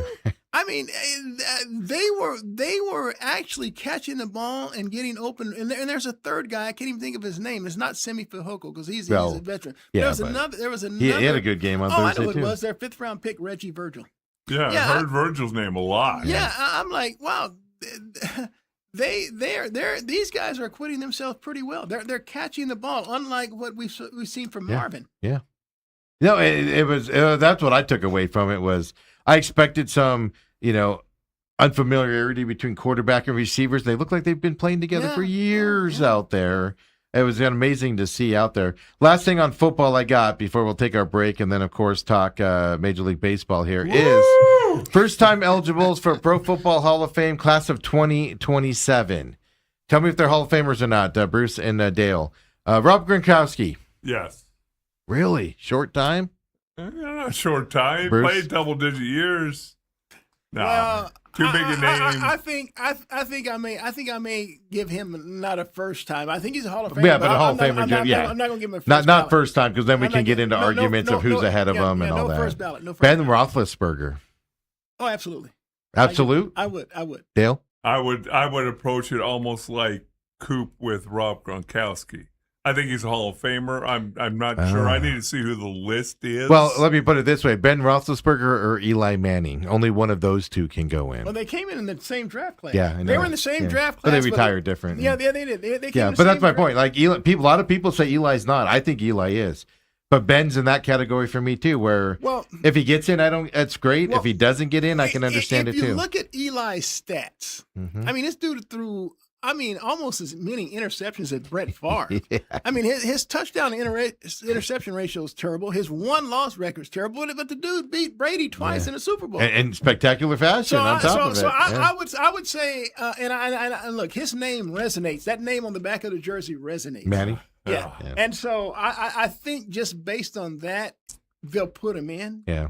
So it won't be unanimous, but No. I can see there's some discussion. Like I said, him and Ben Roethlisberger to me are, if they get in, great. They deserve it. If they don't get in, then all right, they just missed out. Big Ben, he was made primarily the quarterback for Tomlin. Never had a losing season, Right. and one of the greatest comebacks in Super Bowl history against Cardinals. And him and Brown, Antonio Brown. Yeah. I mean, they had a great connection until Antonio went berserk. Oh, that's a head injury there, which brings my next point. Antonio Brown is eligible No, he's this not year. getting in first ballot for sure. Because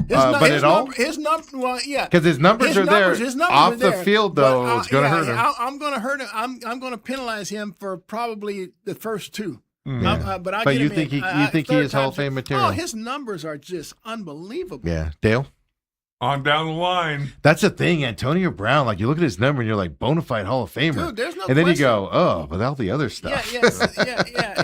And granted, most of it's not that police blotter stuff, even though there is some. Yeah. It's not that No, stuff it's that you can look at and say, running off the field. That's a great taking his jersey off, running off the field at that one time. Yeah, and, he's gonna have to. And by the way, it is not supposed to matter your relationship with sports writers or your off the field activities, but it does.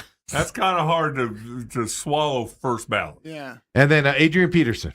To me, he's in. It's not even a question mark. There's no question. He's a Hall of Famer. Matter of fact, when he gets in is the question. Matter of fact, if the Cardinals would listen to me, he'd have been their first round pick. Levi Brown instead, Coop. Absolutely. Richard Sherman. Ooh, you know what? Legion of Legion of Bloom. Richard Sherman was the modern day Deion Sanders. Even though he didn't have Sanders' athleticism or his closing speed or anything like that, Richard Sherman, he just seemed to always be around when a big play was needed. Mm-hmm. You talk about I mean, he was probably like the Robert Ory. I mean, the guy that just always seemed to make the big shot Bob. I mean, it was like big play Sherman. So I'm putting him in. He was a big play. I don't know about first ballot. Yeah, but the thing about Sherman is he gets kind of buried because of the other talent on that Legion of Boom. Yeah. Kind of buries him because he was on the outside, but to me, he was like the linchpin kind of that defense. I think he's a Hall of Famer. Cam Newton.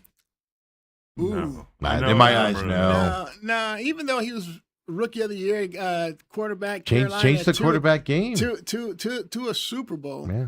I don't think he did enough. Let's say no. Well, especially not next year. Le'Veon Bell. No. Once he left the Steelers. Yeah, it was all downhill, right? Yeah. But he was dominant at the Steelers, but not long enough. Yeah. I'm going to leave this one. Gerald McCoy, Eric Weddle, I'll lump these together. Alec Max, I don't think either of those three are. No. But I'll leave this one to Dale and you, of course. But Dale first here on this one. Andrew Whitworth, offensive lineman, your Rams. Boy, long storied career. I don't think the Rams become what they are without him. They didn't win that Super Bowl, their first Super Bowl without him. Yeah. He dominated on that line. Then retired. The thing about offensive linemen, it's all perception because you can't sit there and go, oh, we had 18 pancakes that season versus 12. Or I think Whitworth would go in. I would not be surprised if it's not this year. Yeah. Look, I don't look at Andrew Whitworth as a Orlando Pace or an Anthony Munoz. I just can't. I can't go there first ballot. See, he's not in those guys' categories because he wasn't as dominant as those guys were. Those guys were first ballot. Yeah, and those guys would pick somebody up and throw him. Whitworth would just block the crap out of you and wear you down throughout the game. So yeah, that's the difference. He doesn't have that shininess. So I agree. He's a Hall of Famer in my eyes. It's just a matter of when he gets in. Really quick, Robert says Dalehausen needs to bring up Big Ben not being first ballot on his KUPD hit. I've been around with that. I told Holmberg last week that Big Ben's not a first ballot. I thought he was going to hit me at one point when I said that as well. And then Robert says, that's the stupidest thing I've ever heard. You said that earlier. Coop obviously doesn't follow me on X. And some of us have to say it on X. Some of us get to say it with a microphone in front of us as well. When we come back, Diamondbacks talk. And I'm going to ask Coop here, over, under on how many times we're going to be force-fed the 76ers this year. Give you the opening night and Christmas schedule. And then on top of it, how many times we're going to be force-fed the 76ers and only get a shell of the team because guys are injured as well. Two questions for Coop coming up, folks. Come on back, the main event.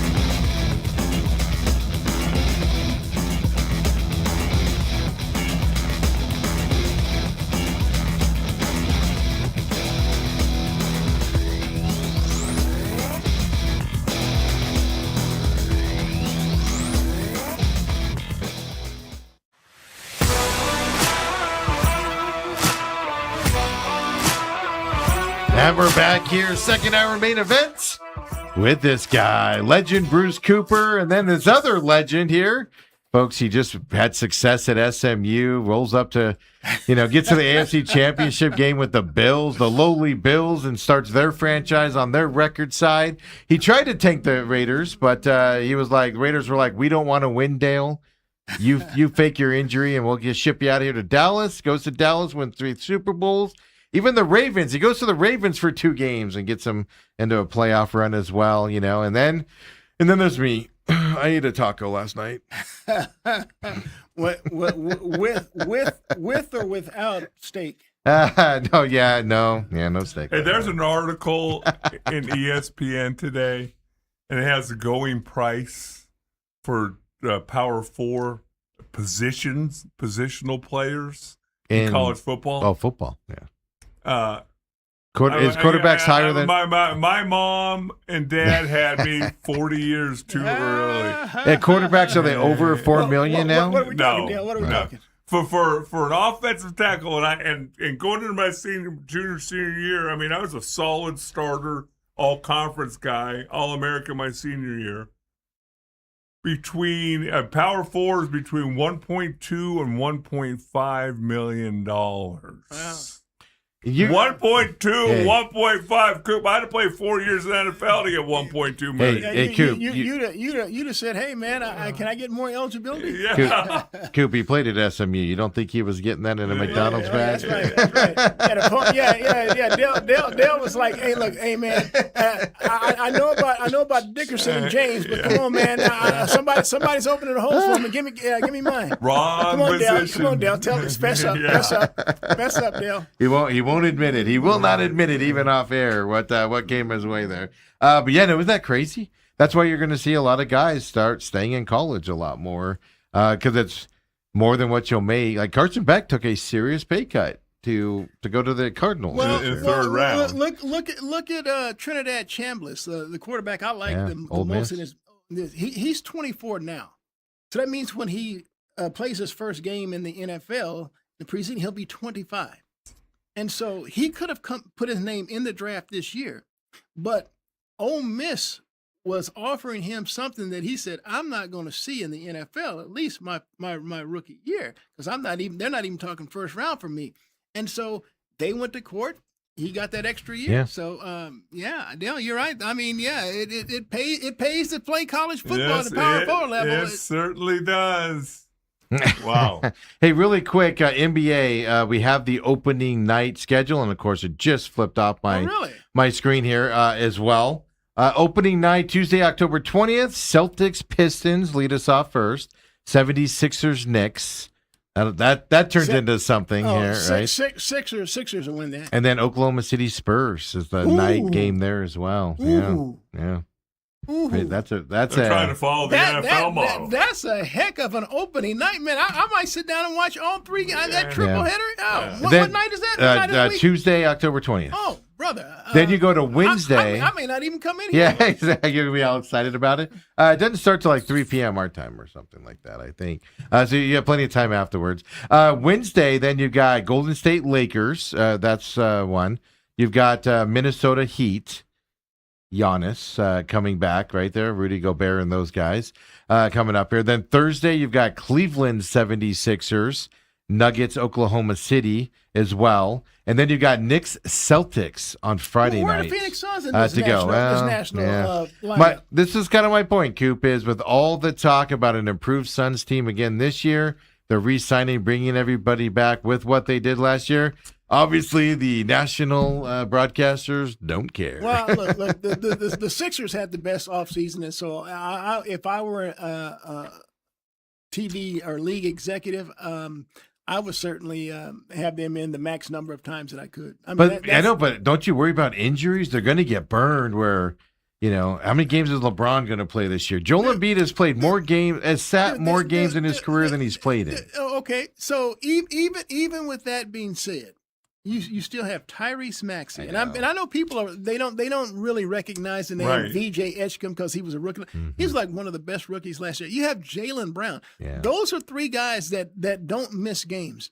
And so look, LeBron, he won't have to carry the load as much. Say what you want about LeBron. LeBron doesn't really miss a whole lot of games. I know he has some of these injuries. No, he played 70 games. Yeah. He spends lots of money on his body during the offseason. So, I mean, he's not a Joel Embiid. He's not an Anthony Davis. He's not a Kawhi Leonard. Yeah, but the problem is the guy you named first there is on his team. Yeah. And here's the deal. I think the Sixers can win in spite of him. All right. Well, LeBron's going there to be a backup. Really quick, Christmas Day, Spurs Knicks is the first No, game hold on. Christmas Day. Before you go down that, okay. I have Christmas Day's national TV watch list. Cool. Okay. You better start resting up now. Okay. So you're including the other sports. There's two sports playing, NBA and NFL. Dale, are you telling me that I may have to get my mother upset at me? Yeah. Because see, my mother's having Christmas at her house this year, And it's on a Friday too, Coop. Christmas is on a Friday. When you get family gatherings at mom's, I mean, it's too much riffraff. A lot of side reminiscing, stuff, a lot of laughing, this, that, and that. And man, I'm into the games, man. Yeah. So I may have to be a no-show. That would piss my mom off. You know what your mom's Christmas present is? A giant 100-inch TV for one of her bedrooms where nobody else is allowed in but you. That's the Christmas that's a good gift. point. Coop, but what I already want you to start working on is your sniffles. So you get Christmas Eve, you go, Mom, I just ain't feeling good. He's setting it up now. He's like, guys. I like the way Dale thinks. All right. Let me hear this lineup. Here we go. Starting off at it'll be 10 a.m. Ooh, nice. In the morning, you have Spurs Knicks. Ooh, nice. Okay. At also, and then at 11 o'clock, you got the Packers at the Bears. Ooh. All right. Then you have next Heat and Celtics. Then you have Bills Broncos. Wow. Then you have 76ers Lakers. Ooh. Then you have Thunder Wolves. Wow. Rams Seahawks. Jeez. Nuggets Warriors. Yeah, Nuggets Warriors close it out. I'm working on that cough already. Boy, that is, brother, that's tremendous. Wow. And see, here's the deal. This is why I need to be in my home. Yeah. So I have two screens in my man cave. Right. I mean, come on. Oh, wow, Dale. Thank you, man. You got it. That is crazy with the football added into that as well on that Friday. And no one let my mom on. Yeah, exactly. Keep that quiet there. But like you said, no Suns at all in that list anywhere. So just your traditional big teams at this point. Yes. Well, see, look, the league is all about the big names because when Durant was on the Suns were getting those games, right. and they weren't worth a damn. Yeah. Right. So I'd rather them be like they are now. And because I watch them locally, they'll be on despite the fact they're not on national. And so when they are doing what I expect them to do, a top 4 team. Look, they're not going to be a top 3 team. We already know who the top three teams are. You got OKC, you got the Spurs, and you have the T-Wolves. Suns will be fighting for that 4th spot with the Rockets and the Nuggets, and I think the Suns will win. I think T-Wolves and Nuggets are going to be a switch around, possibly. Nuggets are on the decline. Yeah, so the Wolves. I'm not a Wolves fan. They're Wolves fans. There's something wrong with that team, man. Dude, how can you say They're that? from Minnesota, Coop. There's just something in the water up there. It says, I did see a little blurb. I don't know what the truth to it was, but there's some multi-billionaire overseas around where the Joker lives somewhere, and they have a league over there. Yeah, and there's talk of him trying to buy the Joker out of his contract, bring him over there, and pay him more money. Like Liv? Yeah, like Liv. Is that right? And if Denver loses the Joker, then they become they become nothing. Oh, they become Jazz Light, probably is where they go down to at that point, and stuff like that. But yeah, so you're putting Suns top 4. There definitely should be a top 6 team. I don't know if I'm pulling the trigger to 4 yet, but they'll be 5 or 6. Look, Minnesota's got 3. Look, the fact that they traded Julius Randle and they brought back LaMelo Ball means everything because, see, their franchise player, Anthony Edwards, he had to do everything. I mean, from handling the ball to initiating offense to making big shots to driving the paint. He had to do it all, and his body was beginning to wear down. He was starting to get injured. LaMelo Ball, I mean, he takes the ball away from Anthony Edwards. He can now be that creator and facilitator. I mean, LaMelo Ball is a terrific passer. Agree 1,000%. I don't know if Ant-Man and Ball and Rudy Gobert can get along. Gobert's not a shooter. All he needs is just to throw the lob up. But he's a locker room guy that messes up a locker room, and I don't know if Bell and Ant-Man are going to get along. So I'm throwing out there. No. Well, I don't think they make the trade if he's not going to fit in that locker room. It's the Minnesota. They make a lot of weird stuff happen up there. I don't know where that's coming from. No. It's Steve's personal bias. The Lynx are going to get to the WNBA playoffs and lose in the first round. It's going to be what they do, man. It's what they do as well out there. Let's get to me in Minnesota, man. Let's get to baseball here, of course. We talked to you last. Diamondbacks tied the Padres, beat the Dodgers 2 out of 3. Well, look, they went 4-3 in those 7 games, and I'm really pissed off about the game Saturday night. I mean, look. I mean, you just can't ask Brandon Pfaadt to throw any better than he did. 7 shutout innings. He out-threw Yamamoto. So it's 0-0 after 7 innings.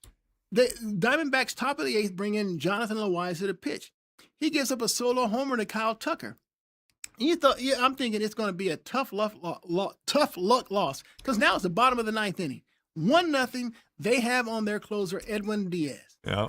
I mean, first pitch. I mean, that's not first who pitch. You can but Perdomo triples to the gap in right center, and it's like, oh my gosh! All right, I'm just got my fingers crossed because the Diamondbacks have had men in scoring position all night long and not been able to score. What happens?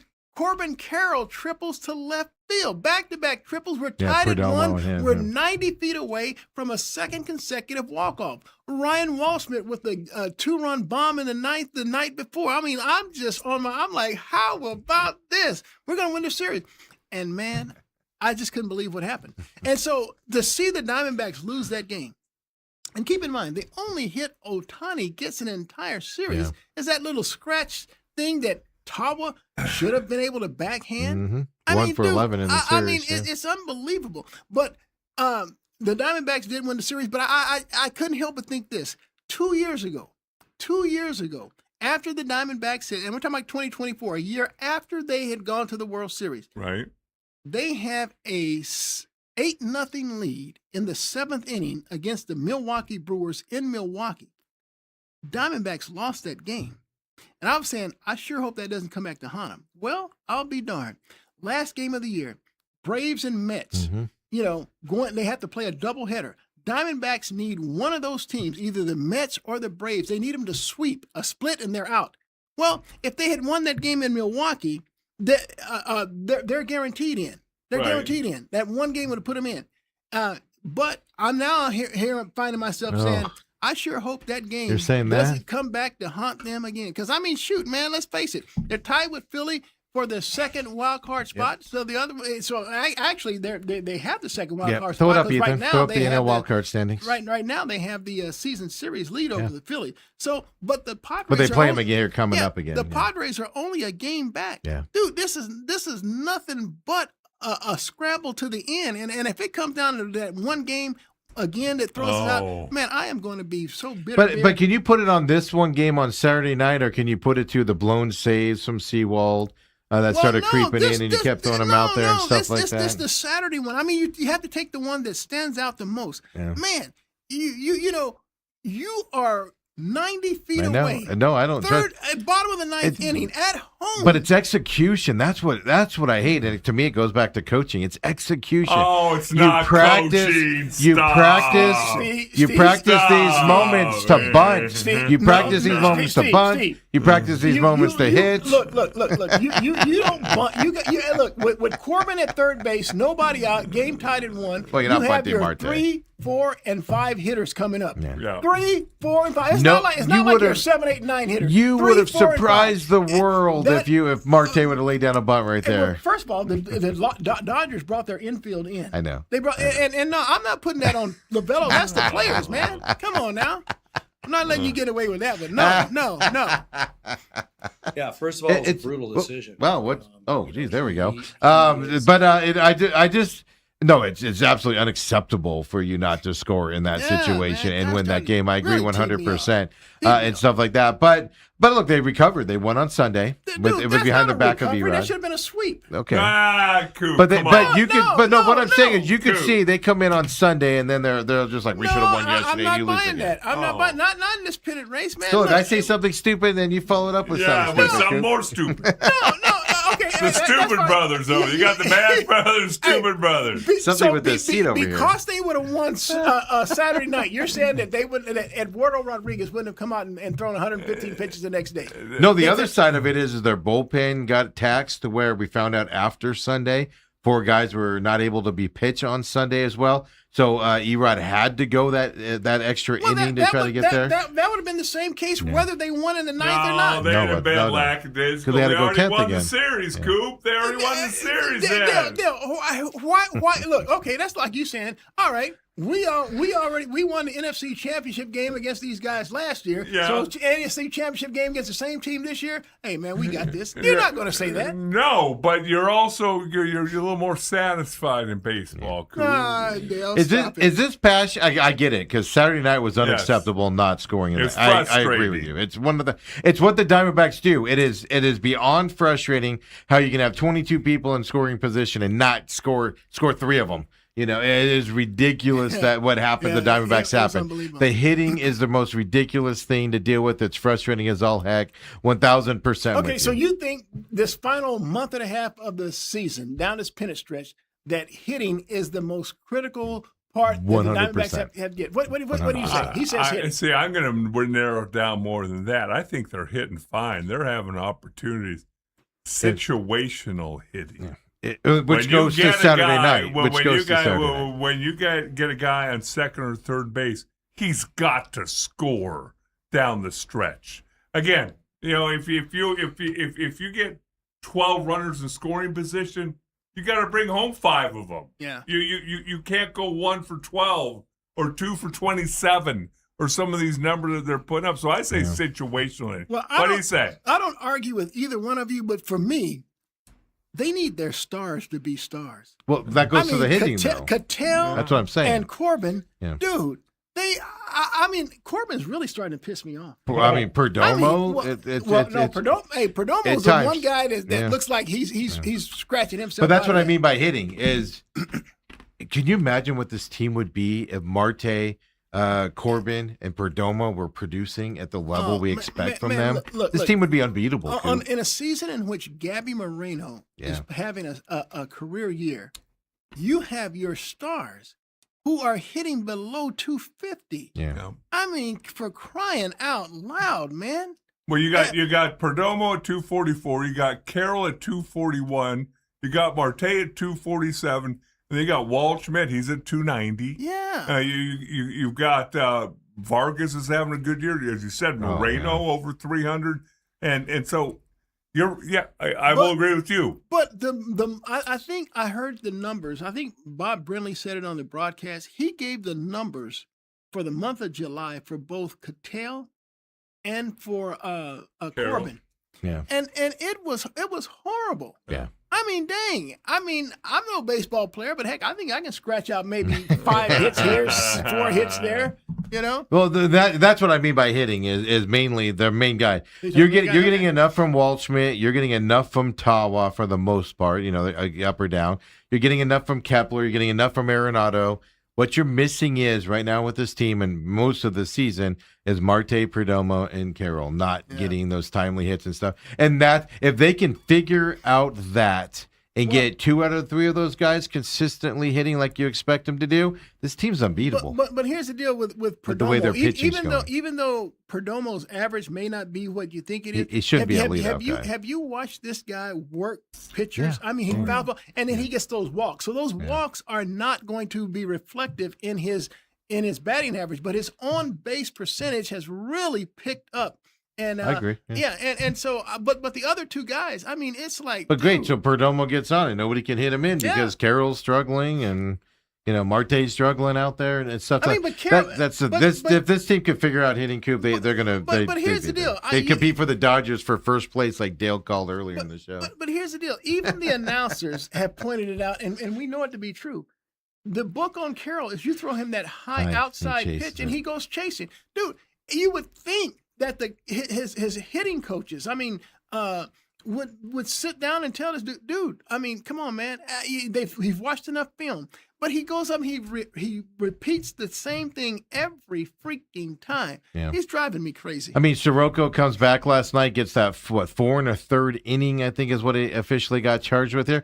Look, I mean, take him out at that point. It's the blowout ball game, it's basically a comeback situation. Well, Torrey said his absolute drop dead limit was 80 pitches, and so he's at 77 with that. But I have no problem with that being a blowout. Bringing him back slowly. Well, but then you see the new guy come in and pitch. Yeah, you like to get him a win, but look, they designate Seawald for assignment. Because they said, hey, look, you had to. We don't basically tell him we don't trust you as a back end guy, and so you don't fit what we need for long relief. So they signed Littell. Now, I didn't expect Littell to throw 4 2/3 of shutout last night, but all of a sudden I'm saying, damn, that Hazen did it again. Mm-hmm. Well, that's the thing, right? He got cut from who was he with? Nationals. Yeah, they just released him because he's been terrible, and he shows up here and comes into the back half of that game as well. And I wanted to do this about Seawald here, and we'll wrap up the show with this. If you want to listen to it, Torrey yesterday talked about DFAing Seawald and what a hard decision it was and things of that. So I want to play this clip for everybody first, and then, look, I'm going to give an unexpected tribute to Paul Seawald here on his way out of town. But first, here's Torrey yesterday on Seawald. He is, first of all, it was a brutal decision. He's meant so much to this organization. He's closed out 24 games. He solidified things for our 23 run. He had a number of saves in 24 before he got banged up. And you learn to appreciate the human being at a certain point. He's just such a great competitor and was having so much success. And on top of that, he's a friend of all of us. Like, he's just a good person. He's a great husband. He's a great father. He stands for all the things that we believe in here as an Arizona Diamondback. So to say goodbye to him was not easy. It was agonizing. However, the reasons that were stated in my office yesterday were things such as the role that you're currently in is not going to be an area of your strength. It's not something that you've done a lot. You're usually a very back end guy. We're going in another direction. You can see the success of the team. You guys, not Paul. You can see the success that the team is having with guys going in other directions, or with going in different directions other than him. Guys are really, really getting after it. And he understood that. I think it was painful for him. And, we said our goodbyes, but more like, we'll see you later. That's the mindset. I just feel like the role he was in, we need a little bit more length. And that's where Zach comes in. I know you guys are aware that Zach Littell signed with us. And who knows? Mike made some comments in there that stuck with me, and I'm sure we'll stick with Paul. And what we all remember is what he's done for this ball club and what he's done for this organization. It's just we're going in a different direction because guys are looked at in a little bit different way, such as Brandon Garcia and Kevin Ginkel and Loizaga and Murillo. I think they soaked up the spot that Paul was in, and that's just the nature of the game. My thoughts on this is pretty simple. One, as a man, it makes that decision harder, but in a baseball sense, that's the easiest decision they probably are going to make all year, letting him go. That being said, the Diamondbacks are not where they are today without Paul Seawald. They weren't there in 23. They didn't get to that World Series without the contributions. As bad as it goes with him at the end, you're not there. You're not in those positions without what he did for you there. It is just he's just a guy that cannot get through a whole season without going disaster mode on you. And it's a terrible thing to see. But it's just not, it can't be that. It's a hard decision because you like the human being as a great guy, but as a pure baseball decision, had to be done.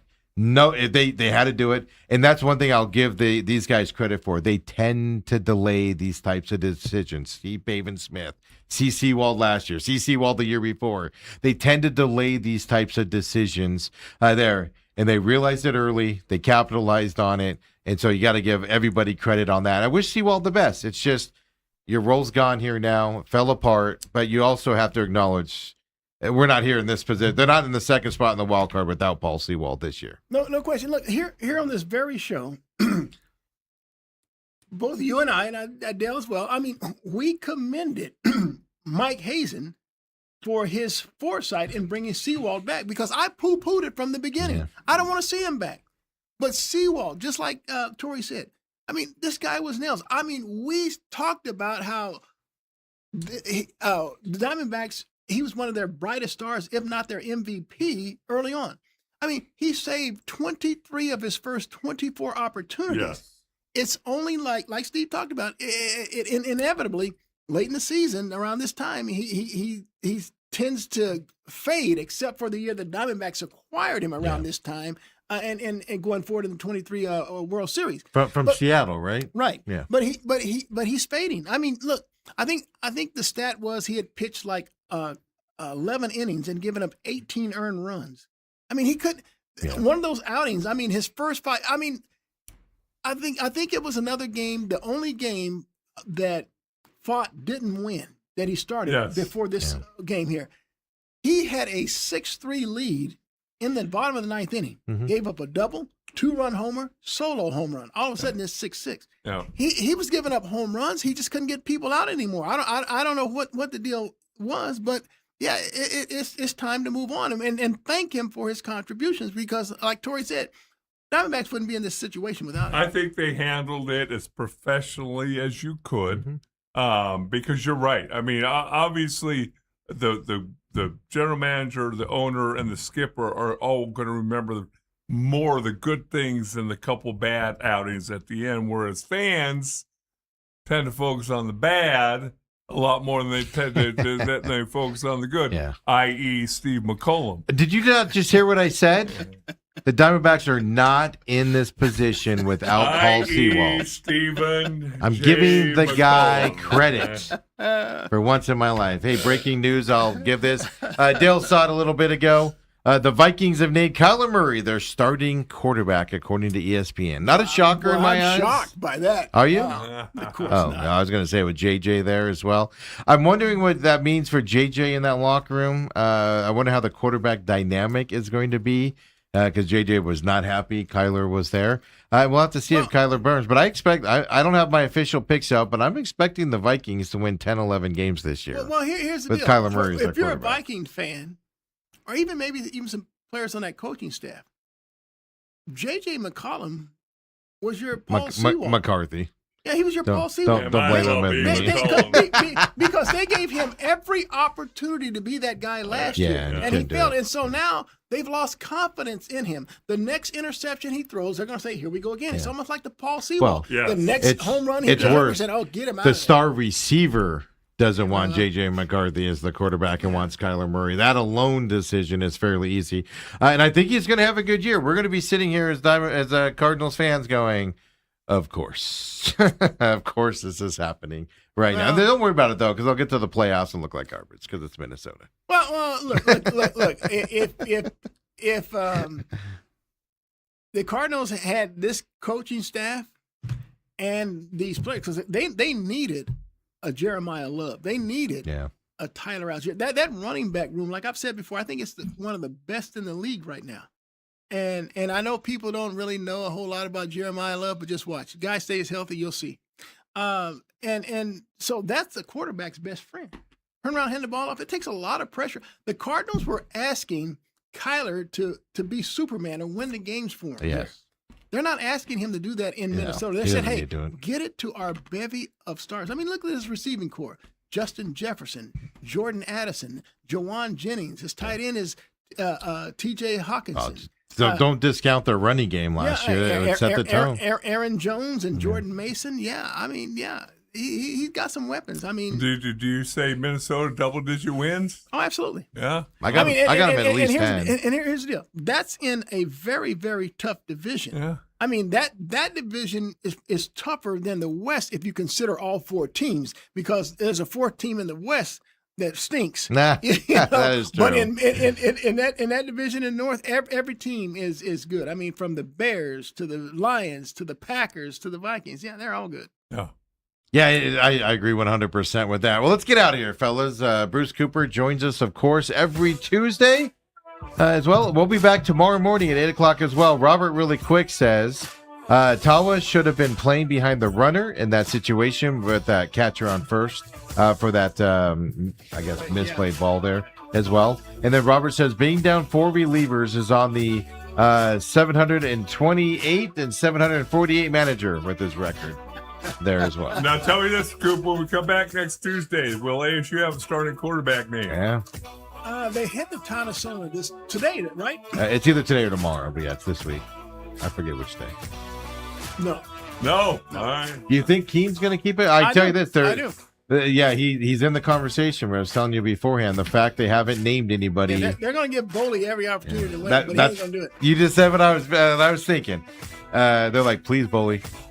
Come on, buddy. Come on, buddy. Let's do something. One more. Come on, man. Come on, let's do this. And I don't. It's an interesting thing to see. For Dale, for me, we're out of here. See you tomorrow, everybody.